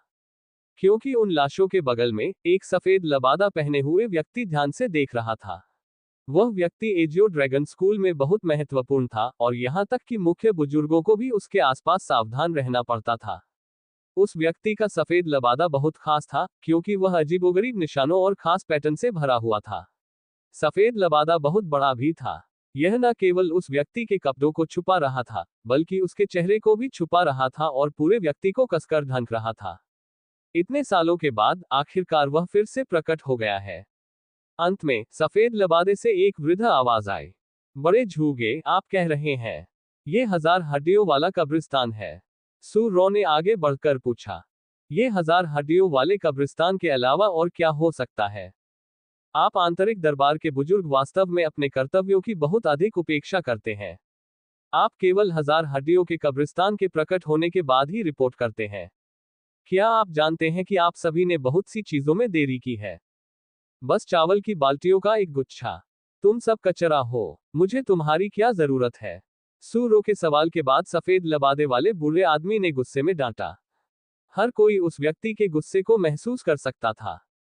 उस डांट के बाद बुजुर्ग ने अपनी बड़ी आस्तीन लहराए और अपना एक भी निशान छोड़े बिना गायब हो गया। उसके जाने के बाद सभी ने आराम किया और गहरी सांस ली। उस व्यक्ति के सामने वे वास्तव में गहरी सांस लेने की हिम्मत भी नहीं कर पाए और किसी ने भी आगे बढ़कर सवाल पूछने की हिम्मत नहीं की, जैसा कि सू रो ने किया था। ये बूढ़ा आदमी, क्या ये कुछ ज्यादा ही नहीं है? ये 1000 हड्डियों वाला कब्रिस्तान पहले से ही एक भ्रम की तरह था और यहाँ तक कि उसके द्वारा स्थापित किए गए मंत्र भी इसका पता नहीं लगा सके। हमें कैसे पता चलेगा कि यह कब प्रकट होगा? सू रो ने गुस्से में कहा। थोड़ा शांत रहो। हमारे एजियो ड्रैगन स्कूल के लिए इस व्यक्ति को पाना वाकई बहुत मुश्किल था। सिर्फ हमें ही नहीं, यहाँ तक कि संप्रदाय के मुखिया को भी बेहद सम्मानजनक होना पड़ा। हम वाकई इस व्यक्ति को नाराज नहीं कर सकते। ओयांग ने जाकर सू रो को मना किया और उसे डर था कि वह उस सफेद लबादे वाले बूढ़े आदमी को नाराज कर देगी। मैं देख रहा हूं कि वह सिर्फ बेवजह ही एजियो ड्रैगन स्कूल में शामिल हुआ है। 1000 हड्डियों वाले कब्रिस्तान के खजाने की खोज करना उसका असली लक्ष्य होगा। सू रो ने ठंडी सांस ली और उसे स्वीकार नहीं किया। ऐसा कहा जाता है कि 1000 हड्डियों वाले कब्रिस्तान में खजाने हैं, लेकिन ये सिर्फ अफवाहें थी। आज जो कोई भी अंदर जाता है उसकी मौत हो जाती है, इसलिए यह पुष्टि नहीं की जा सकती कि यह सच है या झूठ। 1000 हड्डियों वाले कब्रिस्तान को पहले से ही खतरे वाली जगह के रूप में देखा जाता है और हर कोई इस बारे में चिंतित है। अगर जुगे इस 1000 हड्डियों वाले कब्रिस्तान को तोड़ सकता है, तो क्या होगा अगर खजाने उसे दे दिए जाएं? बस डर है कि वह इसके लिए तैयार नहीं है। सू रो ने अपने होठों को मोड़ लिया। लड़की, एक वाक्य कम बोलो। जिद्दी सू रो का सामना करते हुए ओयांग स्पष्ट रूप से असहाय था। ये सही है, क्या विंग्स एलायंस ने उस लड़के को आमंत्रित किया था? उस लड़के ने वाकई मेरा सिर दुखाया है। मैंने सू मेई को ये कहते सुना कि उसने निमंत्रण अस्वीकार कर दिया। सू रो ने आह भरी जब उन्होंने चू फैंग का जिक्र किया। ओयांग थोड़ी देर के लिए विचलित हो गया, लेकिन फिर मुस्कुराया और बोला, ये लड़का काफी दिलचस्प है। चू फैंग अपने घर वापस लौटा और सबसे पहले उसने आराम से स्नान किया। लेकिन जैसे ही उसने अपने कपड़े उतारे और रास्ते में प्रवेश करने से पहले ही चू फैंग का चेहरा बहुत बदल गया। ये है। अपनी छाती को देखते हुए चू फैंग की निगाहें चमक उठी और उसका चेहरा बेहद बदसूरत हो गया, क्योंकि उसकी छाती पर एक अजीब सा पैटर्न दिखाई दिया। यह अजीब इसलिए था क्योंकि वे पैटर्न अनगिनत प्रतीकों से बने थे। हर प्रतीक ऐसा था मानो वे जीवित हों। वे चू फैंग की त्वचा में इधर उधर घूम रहे थे और यह बेहद भयावह था। चू फैंग ने अपने हाथ का इस्तेमाल किया और अपनी छाती को कुछ बार जोर से रगड़ा और अजीब पैटर्न को मिटाने की कोशिश की, लेकिन कोई फर्क नहीं पड़ता। वे प्रतीक उसकी त्वचा के नीचे रहते थे और उसके पास उनसे छुटकारा पाने का कोई रास्ता नहीं था। अपनी त्वचा में आगे पीछे तैर रहे उन घने प्रतीकों को देखकर चू फैंग अतुलनीय रूप से उदास था, फिर भी वह कुछ नहीं कर सका। ऐसा लगता है कि मैं 1000 हड्डियों वाले कब्रिस्तान के अभिशाप से अभी तक मुक्त नहीं हुआ हूं। अचानक चू फैंग राहत में मुस्कुराया। वह जानता था कि यह वह स्मृति चिन्ह था जो 1000 हड्डियों वाले कब्रिस्तान ने उसे छोड़ा था। चाहे वह चीज अच्छी हो या बुरी, वर्तमान में वह किसी भी तरह से असहाय था, इसलिए वह इसे केवल भाग्य पर छोड़ सकता था। चूंकि वह इस बारे में कुछ नहीं कर सकता था, इसलिए चू फैंग ने अब और सोचने की जहमत नहीं उठाई। बेहतर होगा कि वह दिखावा करे कि कुछ हुआ ही नहीं। इसलिए वह नहाने चला गया और अपनी मौजूदा जिंदगी का मजा लेने लगा। संपर्क टॉस साइट मैप दान करें मेनू दिखाओ। उपन्यास ऑनलाइन पूरा पढ़े उपन्यास बिन। उपन्यास मार्शल भगवान असुर अध्याय 28 दृष्टिकोण में परिवर्तन। मार्शल भगवान असुर दृष्टिकोण में परिवर्तन। पब फ्यूचर द्वारा विज्ञापन। MGA अध्याय 28 दृष्टिकोण में परिवर्तन। समय बीतता गया और देखते ही देखते कई दिन बीत गए। उन चंद दिनों में चू फैंग ने बाहर एक कदम भी नहीं रखा। 3 थंडर शैलियों में से तीसरी शैली का अध्ययन करने के अलावा वह आध्यात्मिक चिकित्सा को परिष्कृत कर रहा था। कुछ ही दिनों में चू फैंग एक अमीर व्यक्ति से एक गरीब व्यक्ति बन गया जिसके पास कुछ भी नहीं था। लेकिन सौभाग्य से उसका दानतयान काफी भर गया था और अपने अनुमान के अनुसार वह एक और आध्यात्मिक मनका के बाद एक बार फिर सफलता प्राप्त कर सका। लेकिन आध्यात्मिक औषधि की खोज साल में एक बार ही होती थी और आध्यात्मिक मनका एक उच्च गुणवत्ता वाली आध्यात्मिक औषधि थी। अगर वह सु मेई पर भरोसा नहीं करता तो चू फैंग को ऐसा सौदा कैसे मिल सकता था। इसलिए वह ये भी जानता था कि फिर से सफलता पाना आसान नहीं था। उसे पता भी नहीं चला कि चू परिवार के मिलने का दिन आ गया। उस दिन 3 परिचित लोग आए और उनसे मिले। चू यू, चू जू, चू वेई। चू फैंग को थोड़ा आश्चर्य हुआ जब उसने बाहर 3 लोगों को देखा। चू यू का आना कोई अजीब बात नहीं थी, लेकिन उसने कभी नहीं सोचा था कि चू जू और चू वेई भी आ सकते हैं। चू फैंग, सभा लगभग आ गई है। हमारे साथ आओ और हम साथ साथ लौटेंगे। चू यू ने मुस्कुराते हुए कहा। ओह, चू फैंग ने थोड़ी हिचकिचाहट के साथ चू वेई और चू जू को देखा। चू फैंग, चलो साथ में वापस चलते हैं। हर कोई तुम्हारा इंतजार कर रहा है। चू जू ने भी कहा और उसकी आंखों में ईमानदारी के अलावा गहरा अफसोस भी था। चू फैंग, हो सकता है कि हमने कुछ बातें गलत समझी हो, लेकिन अंत में हम अभी भी परिवार हैं। मुझे उम्मीद है कि तुम अतीत को अपने दिल में नहीं रखोगे।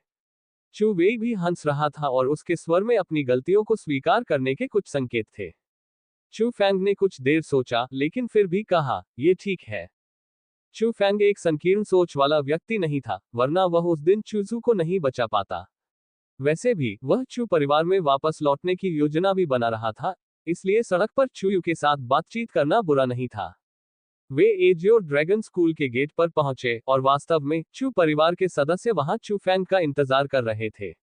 जब उन्होंने चू फैंग को देखा तो उनकी निगाहों में पिछली दुश्मनी नहीं थी, बल्कि थोड़ा ज्यादा सम्मान था, और सम्मान के अलावा कुछ शर्मिंदगी और थोड़ी शर्म भी थी। पब फ्यूचर द्वारा विज्ञापन। हालांकि इसकी पुष्टि नहीं हुई थी, लेकिन कई लोगों को अपने दिलों में पता था कि चू फैंग संभवतः वह क्रूर व्यक्ति था जिसने 40 भयंकर जानवरों का वध किया था। उसे विंग्स एलायंस की मान्यता भी मिली थी, तो वे चू फैंग को अपमानित करने की हिम्मत कैसे कर सकते थे जब वह ऐसा था। चू फैंग ने अपने बदलाव के बारे में ज्यादा नहीं सोचा। आखिरकार चू फैंग के दिल में वह खुद को चू परिवार का सदस्य मानता था। अपने परिवार के साथ घुलना मिलना स्वाभाविक रूप से कुछ ऐसा था जिसकी वह लालसा करता था। लेकिन वह ये भी जानता था कि यह उसकी ताकत ही थी जिसने उनके रवैये में बदलाव लाया। लेकिन इससे क्या फर्क पड़ता था? आखिरकार दुनिया ऐसी ही है।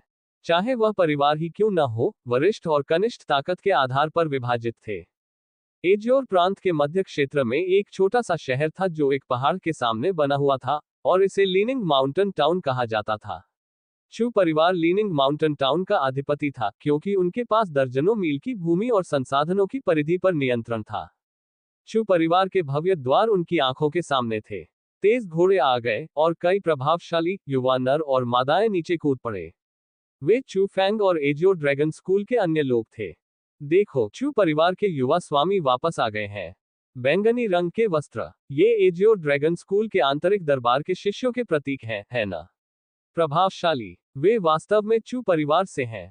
ये सही है। मार्शल साधना के मार्ग पर प्रतिभा सबसे महत्वपूर्ण चीज है। शहर के पूर्वी हिस्से के मालिक ओल्ड यांग ने अपने पोते को एजियो ड्रैगन स्कूल में दाखिला दिलाने के लिए अपनी सारी संपत्ति खर्च कर दी।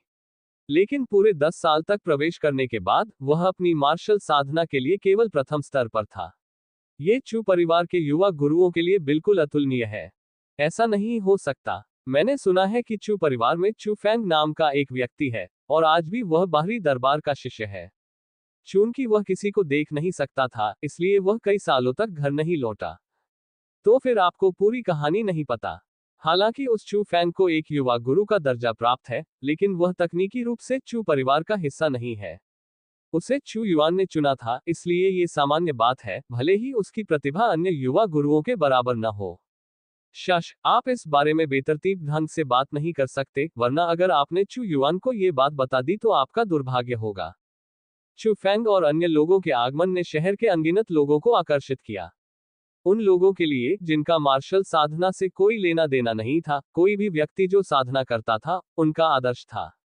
युवा स्वामियों, आप वापस आ गए हैं। प्रांगण में प्रवेश करते ही चू परिवार के सभी नौकरों ने उन्हें घेर लिया और साथ ही इसने चू परिवार की कई युवा पीढ़ियों को भी आकर्षित किया। चू परिवार में बहुत से युवा लोग थे, लेकिन वे सभी अलग अलग तरह के स्कूलों में दाखिल हुए थे। इसलिए जब उन्हें पता चला कि एजियो ड्रैगन स्कूल के लोग वापस आ गए हैं, तो दूसरे स्कूलों के सभी लोग ये देखना चाहते थे कि चू वेई, चू यू और दूसरे लोग किस मुकाम तक पहुंचे हैं। पब फ्यूचर द्वारा विज्ञापन। ओह, क्या ये चू फैंग नहीं है? तुम आखिरकार एजियो ड्रैगन स्कूल के आंतरिक प्रांगण में प्रवेश कर गए हो। एक तीखी, निर्दयी आवाज सुनाई दी और कई युवा पुरुष और महिलाएं वहां से गुजरी।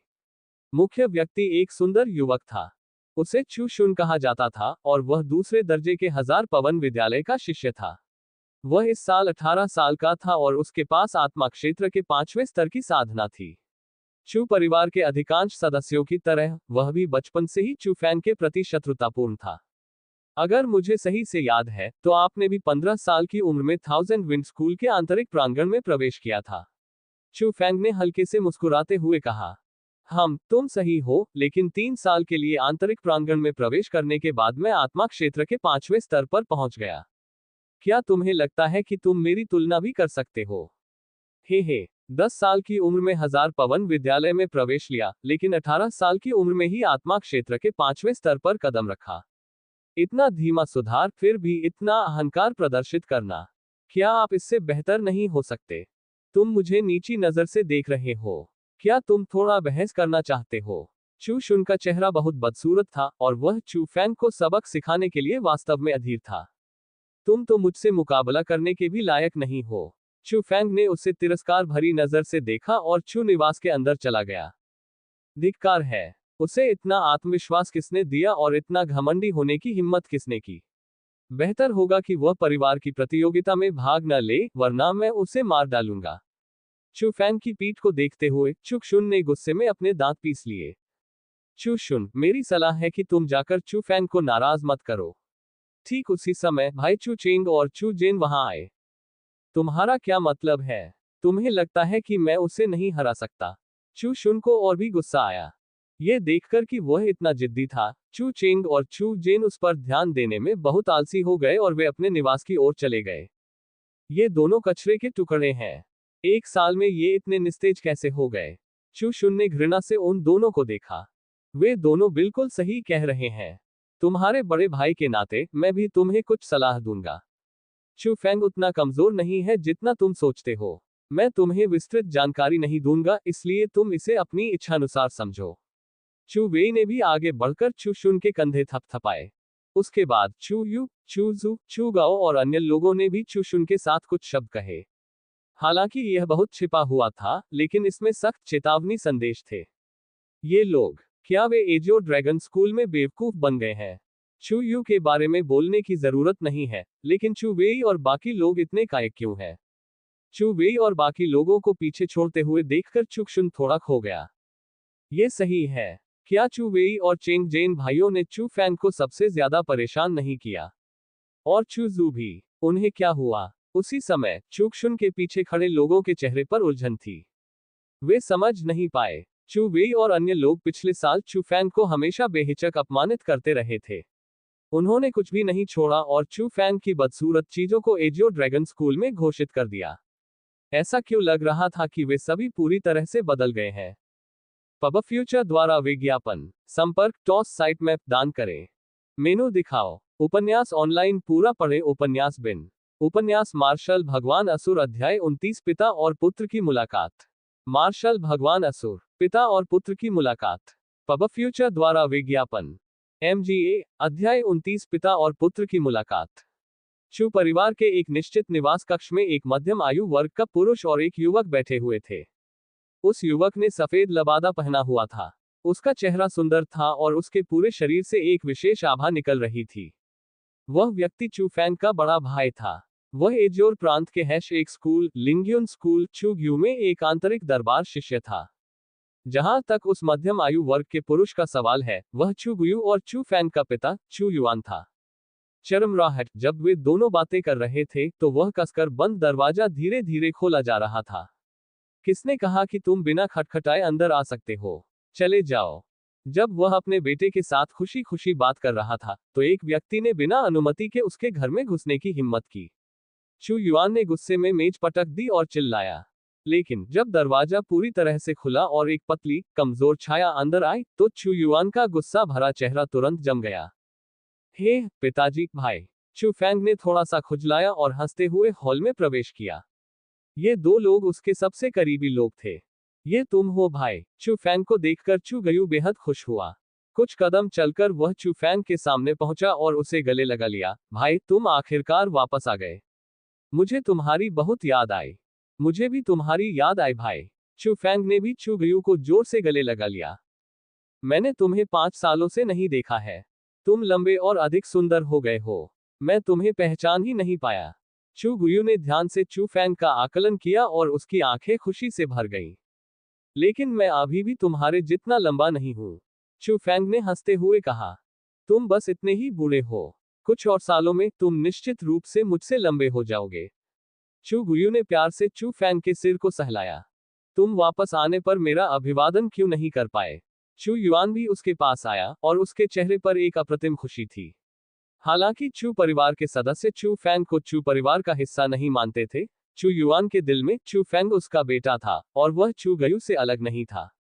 चू फैंग के बैंगनी वस्त्र को देखकर चू युआन ने फिर पूछा, तुम आंतरिक प्रांगण में प्रवेश कर चुके हो? मम, चू फैंग ने मुस्कुराते हुए सिर हिलाया। पब फ्यूचर द्वारा विज्ञापन। अच्छा, मैं कह रहा था कि मेरा बेटा चू फैंग इतना बुरा नहीं था।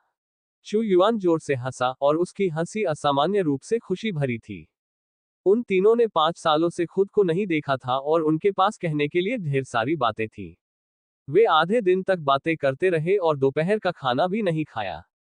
श्री चू युआन मास्टर ने आपको और युवा मास्टर गयू को आने के लिए कहा है। जब दोपहर हुई तो निवास के बाहर से एक आवाज आई। वह आवाज चू परिवार के एक उत्कृष्ट मंत्री चीफ झाओ की थी। हालांकि वह चू परिवार का हिस्सा नहीं था, लेकिन उसका पद बहुत ऊंचा था। इसलिए उस समय चू फैंग, उसका भाई और उसके पिता निवास से बाहर चले गए। चीफ झाओ, क्या आप जानते हैं कि उन्होंने हमें वहां जाने के लिए क्यों कहा है? चू युआन ने विनम्रता से पूछा। यह पारिवारिक समारोह के बारे में है। चू परिवार के सभी सदस्य वहां गए हैं। मुखिया झाओ, जिनके बाल सफेद थे, ने मुस्कुराते हुए कहा। मैं समझ गया। ग्यू फैंग, चलो चलें। चू युआन ने चू ग्यू को देखा और चू फैंग फिर चू परिवार के सम्मेलन हॉल की ओर चलने के लिए तैयार हो गया। TNA का मतलब बेटा हो सकता है, लेकिन जब इसे किसी नाम के पीछे जोड़ा जाता है, तो इसका मतलब किसी करीबी रिश्ते के संकेत और एक पूरक चरित्र के अलावा और कुछ नहीं होता। जब आपके पास सिर्फ फैंग की तुलना में फैंग एर हो तो यह थोड़ा बेहतर लगता है। मिस्टर चू युआन, गुरु ने केवल आपको और युवा गुरु गयू को जाने के लिए कहा था। जैसे ही वे आगे बढ़ने वाले थे, उन्हें झाओ ने रोक दिया। यह क्या है? यह सुनकर चू गुयू को बहुत गुस्सा आया। चीफ झाओ बिल्कुल शांत थे और उन्होंने हल्की सी मुस्कान के साथ कहा, यही गुरु का मतलब है। मैं तो बस यही बात फैला रहा हूं। उस समय न केवल चू गुयू बल्कि चू युआन का चेहरा भी बहुत बदसूरत था। उन्होंने कहा कि यह एक पारिवारिक बैठक थी, लेकिन उन्होंने चू फैंग को नहीं बुलाया। इसका मतलब बहुत स्पष्ट था। पिताजी, भाई, आप दोनों जल्दी जाओ। दादाजी को दुखी मत करो। ठीक उसी समय चू फैंग मुस्कुराते हुए बोला। उसकी मुस्कान बहुत शांत थी और उसकी भावनाओं पर जरा भी असर नहीं हुआ था। इतने सालों तक चू परिवार में रहने के बाद वह पहले से ही ऐसी चीजों का आदी हो चुका था। और चू फैंग को ऐसे देखकर चू युआन का दिल मानो चाकू से मरोड़ा जा रहा हो। उसे ये भी लगा कि वह एक योग्य पिता नहीं है, और उसने चू फैंग के कंधे को थपथपाते हुए कहा, फैंगर, मैं गारंटी देता हूं कि अगली पारिवारिक बैठक में आप शामिल होंगे। ये कहने के बाद चू युआन चू गयू के साथ सम्मेलन हॉल की ओर चला गया। 9वां स्तर, आत्मा क्षेत्र। चू फैंग बहुत खुश था। उसने अभी अभी चू युआन के शरीर में आभा का एक धागा डाला, और उसने जो महसूस किया वह 9वें स्तर की आभा थी। चू फैंग को पता था कि इसका क्या मतलब है। पूरे चू परिवार में पुरानी पीढ़ी को छोड़कर कोई भी ऐसा नहीं था जो आत्मा क्षेत्र के 9वें स्तर तक पहुंच पाया हो। इसलिए ये चू युआन के लिए सबसे बड़ा उम्मीदवार था। 9वां स्तर, आत्मा क्षेत्र। केवल एक और कदम के साथ कोई भी मूल क्षेत्र में प्रवेश कर सकता है। मूल क्षेत्र में आपने अब आध्यात्मिक ऊर्जा का उपयोग नहीं किया, आपने मूल शक्ति का उपयोग किया। पब फ्यूचर द्वारा विज्ञापन, यह एक ऐसी शक्ति थी जो आध्यात्मिक ऊर्जा से कहीं ऊपर थी। एक ऐसा क्षेत्र जो पूरी तरह से आत्मा के क्षेत्र से परे था। चू परिवार के वर्तमान गुरु चू युआन बा एकमात्र ऐसे व्यक्ति थे जो मूल क्षेत्र के प्रथम स्तर पर थे। चू युआन इस उम्र में आत्मा क्षेत्र के 9वें स्तर तक पहुंचने में सक्षम था। मूल चरण की दूरी केवल एक तार की चौड़ाई थी, इसलिए चू फैंग उसके लिए वास्तव में खुश और उत्साहित था। मिस्टर चू युआन, कुछ हुआ है। ठीक उसी समय एक वृद्ध व्यक्ति की आवाज गूंजी और एक लंबा चौड़ा व्यक्ति घबराया हुआ चेहरा लिए भागता हुआ अंदर आया। चाचा झांग, क्या हुआ? चू फैंग ने उस व्यक्ति को पहचान लिया। वह चू परिवार का नौकर था। क्या आप युवा मास्टर चू फैंग हैं? चू फैंग को देखते हुए झांग ने एक अलग चेहरा प्रकट किया। जब चू फैंग ने चू परिवार छोड़ा, तब वह मात्र 10 वर्ष का बच्चा था। 5 वर्ष की आयु में बहुत बड़ा परिवर्तन हुआ, लेकिन झांग अभी भी चू फैंग को स्पष्ट रूप से पहचानता था। वह मैं हूं। चू फैंग मुस्कुराया और सिर हिलाया। युवा मास्टर चू फैंग। पहाड़ के पीछे अयस्क खदान में भयंकर जानवर दिखाई दिए। झांग ने घबराहट में कहा, भयंकर जानवर? चू फैंग का दिल दहल गया, और वह बिना सोचे समझे तेजी से पीछे के पहाड़ की ओर भाग गया। चू परिवार के पहाड़ के पीछे की अयस्क खदान चू परिवार के लिए आय का एक बहुत ही महत्वपूर्ण स्रोत थी। लेकिन अयस्क खदान में काम करने वाले ज्यादातर आम नागरिक थे। अगर कुछ लोग ऐसे भी थे जो थोड़ा बहुत मार्शल आर्ट जानते थे, तो उनकी शक्ति बहुत कम थी। भयंकर जानवर, चू फैंग ने उन्हें पहले भी देखा था। भले ही वह सबसे कमजोर रैंक एक भयंकर जानवर था, लेकिन वे खनिक उनका ख्याल नहीं रख सकते थे। चू फैंग ये सोचना भी नहीं चाहता था कि अगर खनिक भयंकर जानवरों से मिले तो क्या होगा। लेकिन चू फैंग के जाने के तुरंत बाद झांग के चेहरे पर मुस्कुराहट फैल गई, क्योंकि उसकी साजिश सफल हो गई थी। चाचा झांग, आपके काम के लिए धन्यवाद। चू फैंग के जाने से पहले चू शुन ने झांग को कुछ चांदी के सिक्के दिए। हे, बस वही कर रहा हूं जो मुझे करना चाहिए। झांग ने चांदी के सिक्के लिए और कहा, युवा मास्टर चू जुन। भयंकर जानवर हमेशा पहाड़ के पीछे गहरे भागों में रहते थे। आप उन्हें खदानों के पास कैसे ले गए? यह एक रहस्य है। युवा मास्टर चू शुन, ये वास्तव में एक अच्छा तरीका है। लेकिन वे भयंकर जानवर अधिक से अधिक इकट्ठा होते दिख रहे थे, और वे आते आते और भी अधिक भयानक होते जा रहे थे। मुझे लगता है कि हमें जल्दी से वहां चले जाना चाहिए। झांग के बाल सीधे खड़े हो गए जब उसने खदानों के पास देखे भयंकर जानवरों के बारे में सोचा। डरने की क्या बात है? सबसे ताकतवर लोग रैंक 3 पास नहीं कर पाएंगे, और चू फैंग ने 5 साल तक एजियो ड्रैगन स्कूल में प्रशिक्षण लिया है। अगर वह कुछ भयंकर जानवरों का भी ख्याल नहीं रख सकता है तो उसके लिए मर जाना ही बेहतर है। चू शुन ने ठंडी सांस ली। उसने ये सब काम इसलिए किया था ताकि चू फैंग को थोड़ी तकलीफ हो। वह जाकर उसे कैसे बचा सकता था। लेकिन युवा मास्टर चू शुन, अगर चू फैंग के साथ वास्तव में कुछ होता है और अगर श्री चू युआन इसकी जांच करते हैं, तो मुझे डर है कि यह बहुत अच्छा नहीं होगा। झांग अभी भी थोड़ा चिंतित था। ठीक है, हम जाकर देखेंगे। कुछ सोचने के बाद चू शुन को लगा कि झांग गलत नहीं था। अगर चू फैंग मर गया तो वह मर गया, लेकिन अगर चू युआन को पता चला कि चू फैंग की मौत उससे जुड़ी थी, तो यह अच्छा नहीं होगा। चू शुन और झांग जैसे ही पीछे के पहाड़ में घुसे और खदानों तक पहुंचने से पहले ही उन्होंने पाया कि चू फैंग को खनिकों के एक बड़े समूह ने घेर लिया है और वे उन दोनों की ओर बढ़ रहे हैं। खनिकों के पास कुछ बड़े राक्षस भी थे। करीब से देखने पर पता चला कि वे भयंकर जानवर थे। पब फ्यूचर द्वारा विज्ञापन। संपर्क टॉस साइट मैप दान करें। मेनू दिखाओ। उपन्यास ऑनलाइन पूरा पढ़े। उपन्यास बिन। उपन्यास मार्शल भगवान असुर अध्याय 30 राक्षस। मार्शल भगवान असुर मॉन्स्टर। पब फ्यूचर द्वारा विज्ञापन। एड MGA अध्याय 30 राक्षस। युवा मास्टर चू शुन आप भी आ गए। आह, वे भयंकर जानवर बहुत डरावने थे, लेकिन सौभाग्य से युवा मास्टर चू फैंग ठीक समय पर आ गए, वरना मैं वास्तव में अंत की कल्पना भी नहीं कर पाता। चू शुन को देखकर कई खनिक अपने चेहरों पर डर के भाव के साथ भागे। ओह, तभी चू शुन को पता चला कि कुल 9 भयंकर जानवर थे। 5 रैंक 1, 3 रैंक 2 और 1 रैंक 3।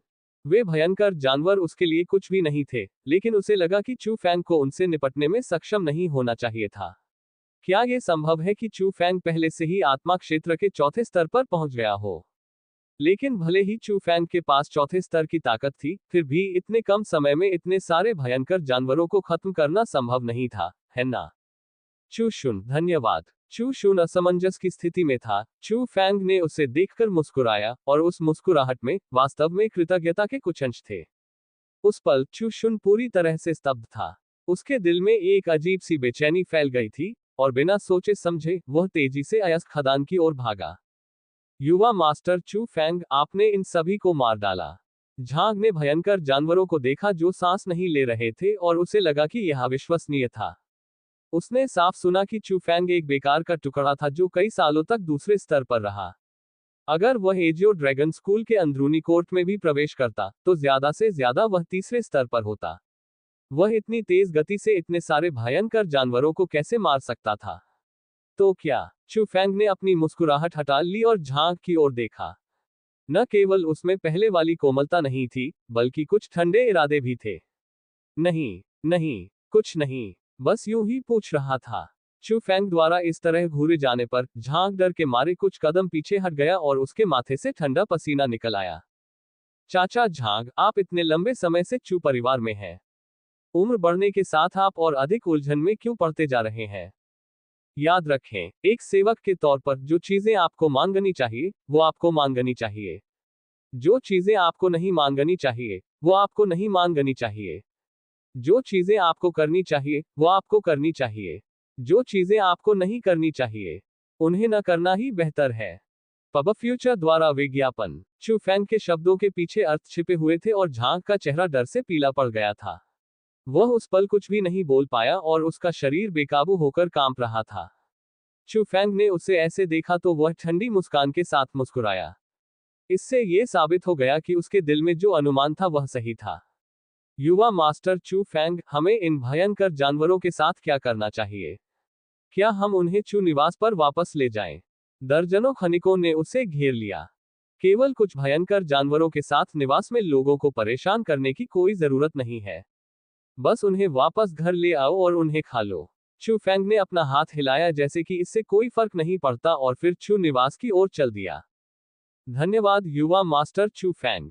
खनिक खुशी से झूम उठे। भयंकर जानवर अजीब राक्षस थे जो खेती कर सकते थे। हालांकि उनका बाहरी आवरण स्टील जितना मजबूत था, लेकिन उनका मांस बहुत स्वादिष्ट था। ऐसा कहा जाता था कि इसे खाने के बाद न केवल व्यक्ति का शरीर मजबूत होता था, बल्कि इससे उसकी उम्र भी लंबी होती थी। सब कुछ ऊपर से नीचे तक एक खजाना था और यह काफी कीमत की वस्तु थी। लेकिन चू फैंग ने उन्हें इतने कीमती भयंकर जानवर दिए। वे खुश कैसे न होते? और जब उन्होंने चू फैंग को अपनी आंखों से एक पल में सभी भयंकर जानवरों को मारते हुए देखा, तो खनिकों ने चू फैंग का और भी अधिक सम्मान किया। खदानों के पास चू शुन उस जगह पर पहुंचा जहां उसने सबसे पहले भयंकर जानवरों को देखा था। ये देखने के बाद कि आसपास कोई नहीं है, वह एक बड़े पेड़ के पास गया और छलांग लगा दी। जब वह वापस नीचे गिरा, तो उसके हाथ में एक अतिरिक्त लकड़ी का बक्सा था जो छोटे छोटे छेदों से भरा हुआ था। शिक्षक वास्तव में सही थे। ये चीज भयंकर जानवरों को आकर्षित कर सकती है, लेकिन वे इस बॉक्स को नहीं ढूंढ सकते। भयंकर जानवरों को लुभाने के लिए यह वाकई एक अच्छी चीज है, लेकिन गहरे पहाड़ों के भीतर भयंकर जानवरों को आकर्षित करने में सक्षम होने के लिए आध्यात्मिक मनका के अलावा सामान्य आध्यात्मिक दवा वास्तव में काम नहीं कर सकती है। ऐसा कहते हुए चू शुन ने लकड़ी का बक्सा खोला। लेकिन जब उसने उसे खोला तो उसके चेहरे का रंग एकदम बदल गया। उसे आश्चर्य हुआ कि वह लकड़ी का बक्सा जिसमें मूल रूप से आध्यात्मिक मन का था, खाली था। ये कैसे हुआ? आध्यात्मिक मन का कहाँ है? चू शुन जमीन पर गिर पड़ा और उसका चेहरा पूरी तरह पीला पड़ गया। हालांकि लकड़ी का बक्सा उसके शिक्षक द्वारा दिया गया था, लेकिन आध्यात्मिक मन का उसके पिता द्वारा बहुत अधिक कीमत पर खरीदा गया था। उसके पिता इसे आध्यात्मिक क्षेत्र के 9वें स्तर में घुसने के लिए इस्तेमाल करने के लिए तैयार थे। अगर उसने अपने पिता को बताया कि आध्यात्मिक मन का उसकी वजह से खो गया है, तो उसके पिता निस्संदेह उसकी खाल उतार देंगे। क्या ये? अचानक चू शुन को वह दृश्य याद आ गया जिसमें चू फेंग ने उसे धन्यवाद दिया था और उसे अचानक कुछ समझ में आ गया। जैसे ही उसने लकड़ी के बक्से को पकड़ा, उसने अपने दांत पीसते हुए कहा, चू फेंग, मैं तुम्हारे साथ अभी खत्म नहीं हुआ हूं। उसी समय चू फेंग पहले से ही अपने कमरे में लौट आया। उसने दरवाजा बंद किया और अपनी जेब से एक मनका निकाला जिसमें आध्यात्मिक ऊर्जा थी और उसके चेहरे पर एक दुष्ट मुस्कान थी। चू शुन, आपका बहुत बहुत धन्यवाद। इतने बड़े घेरे में चलने के बाद, इतनी मेहनत बर्बाद करने के बाद आपने ये सब सिर्फ मुझे ये खजाना देने और छठे स्तर पर पहुंचने में मेरी मदद करने के लिए किया। हे, एक बड़े भाई के तौर पर आप काफी उदार हैं। चू शुन ने कभी नहीं सोचा होगा कि चू फैंग के पास आत्मा शक्ति थी। हालांकि लकड़ी का बक्सा भयंकर जानवरों की सूंघने की शक्ति को भ्रमित कर सकता था, लेकिन ये चू फैंग की आत्मा शक्ति को भ्रमित नहीं कर सकता था। जिस क्षण चू फैंग वहां पहुंचा, उसने तुरंत उस लकड़ी के बक्से को खोज लिया जिसमें आध्यात्मिक मन का था, और उसने निर्धारित किया कि यह मनुष्यों द्वारा बनाया गया एक जाल था। पब फ्यूचर द्वारा विज्ञापन। जब वह पहाड़ से नीचे उतर रहा था और चू शुन और झांग के हैरान चेहरे को देख रहा था, तो चू फैंग को और भी यकीन हो गया कि वे दोनों मिलकर उसे नुकसान पहुंचाना चाहते थे। लेकिन उन्होंने कभी नहीं सोचा होगा कि वे उसे नुकसान नहीं पहुंचा पाए और इसके बजाय उन्हें खुद ही नुकसान उठाना पड़ा। गल्प। पेट में प्रवेश करने के बाद आध्यात्मिक मन का तुरंत ही विशाल आध्यात्मिक ऊर्जा में बदल गया। लेकिन विशाल आध्यात्मिक ऊर्जा को फैलने का मौका मिलने से पहले ही इसे डेंटियन ने चूस लिया। उस समय चू फैंग को अपने डांटियन से भूखे भेड़िए की चबाने जैसी आवाजें सुनाई दे रही थीं। जब वह आवाज गायब हो गई, तो उसके डेंटियन में बहुत बड़ा परिवर्तन हुआ। 9 बिजली के जानवर एक बार फिर से दहाड़ने लगे और बदल गए। जब सब कुछ सामान्य हो गया, तो आध्यात्मिक ऊर्जा जो पहले से कई गुना अधिक शक्तिशाली थी, उसके डेंटियन से बाहर निकली और उसने चू फैंग के शरीर के हर हिस्से को भर दिया। छठा स्तर, आत्मा क्षेत्र। चू फैंग ने अपनी आंखें खोली और उसके चेहरे पर एक खुशी भरी मुस्कान थी। जो व्यक्ति 15 वर्ष की आयु में आत्मा क्षेत्र के छठे स्तर पर प्रवेश कर जाता है, उसे पहले से ही प्रतिभाशाली माना जाता है। जो व्यक्ति 2 महीने से कम समय में दूसरे स्तर से छठे स्तर पर चला जाता है, उसे केवल एक शब्द से वर्णित किया जा सकता है, राक्षस। समय उड़ गया और पलक झपकते ही चू परिवार की सभा का दिन आ गया। ये तथाकथित सभा केवल चू परिवार के भीतर की एक बैठक नहीं थी। ये चू परिवार की ताकत का बाहरी दुनिया के सामने प्रदर्शन भी था। ये लीनिंग माउंटेन टाउन के मार्शल आर्ट प्रशिक्षण मैदान में भीड़भाड़ वाला था। इसने न केवल शहर के अमीरों को आकर्षित किया बल्कि आसपास की कई शक्तियों को भी आकर्षित किया। इन बाहरी शक्तियों में से कुछ लोग निमंत्रण लेकर आए थे, कुछ लोग प्रशंसा के कारण आए थे, लेकिन उनका लक्ष्य एक ही था, और वह था चू परिवार की वर्तमान ताकत को देखना। इसलिए जब चू परिवार के मुख्य सदस्य प्रकट हुए, तो जीवंतता तुरंत उबाल पर पहुंच गई। देखो, ये चू परिवार का स्वामी चू युवानबा है। सबसे पहले जिस व्यक्ति पर सबकी नजर पड़ी, वह बूढ़ा आदमी था जो आगे चल रहा था। हालांकि वह काफी बूढ़ा था, लेकिन उसकी पीठ बाघ की तरह और कमर भालू की तरह थी। जैसे जैसे वह चलता गया, हवा बढ़ती गई, और उन बर्फ सफेद तलवार जैसी भौहों के नीचे से एक भयानक लहर छिपी हुई निकल रही थी और इससे लोग कुछ हद तक डर गए। वह व्यक्ति चू फैंग और अन्य लोगों का दादा था, चू परिवार का स्वामी, चू युवानबा। चू परिवार का एकमात्र व्यक्ति जिसने मूल क्षेत्र में कदम रखा था। चू युवानबा के पीछे चू परिवार के 6 बेटे हैं, है ना? उन सभी की उपस्थिति असाधारण रूप से प्रभावशाली है। मुझे आश्चर्य है कि परिवार का नया स्वामी कौन होगा। इतनी जल्दी क्या है? मैंने सुना है कि आज चू परिवार की सभा में वह आधिकारिक तौर पर अपनी सेवानिवृत्ति की घोषणा करेंगे और नए मास्टर का भी चयन किया जाएगा। इसका मतलब है कि आज का दिन काफी दिलचस्प होने वाला है। जैसे ही उन्होंने आज के चू परिवार के समारोह के सबसे महत्वपूर्ण भाग के बारे में सोचा, हर कोई पहले से ही अपने उत्साह को बर्दाश्त नहीं कर पा रहा था। पब फ्यूचर द्वारा विज्ञापन। संपर्क टॉस साइट मैप दान करें।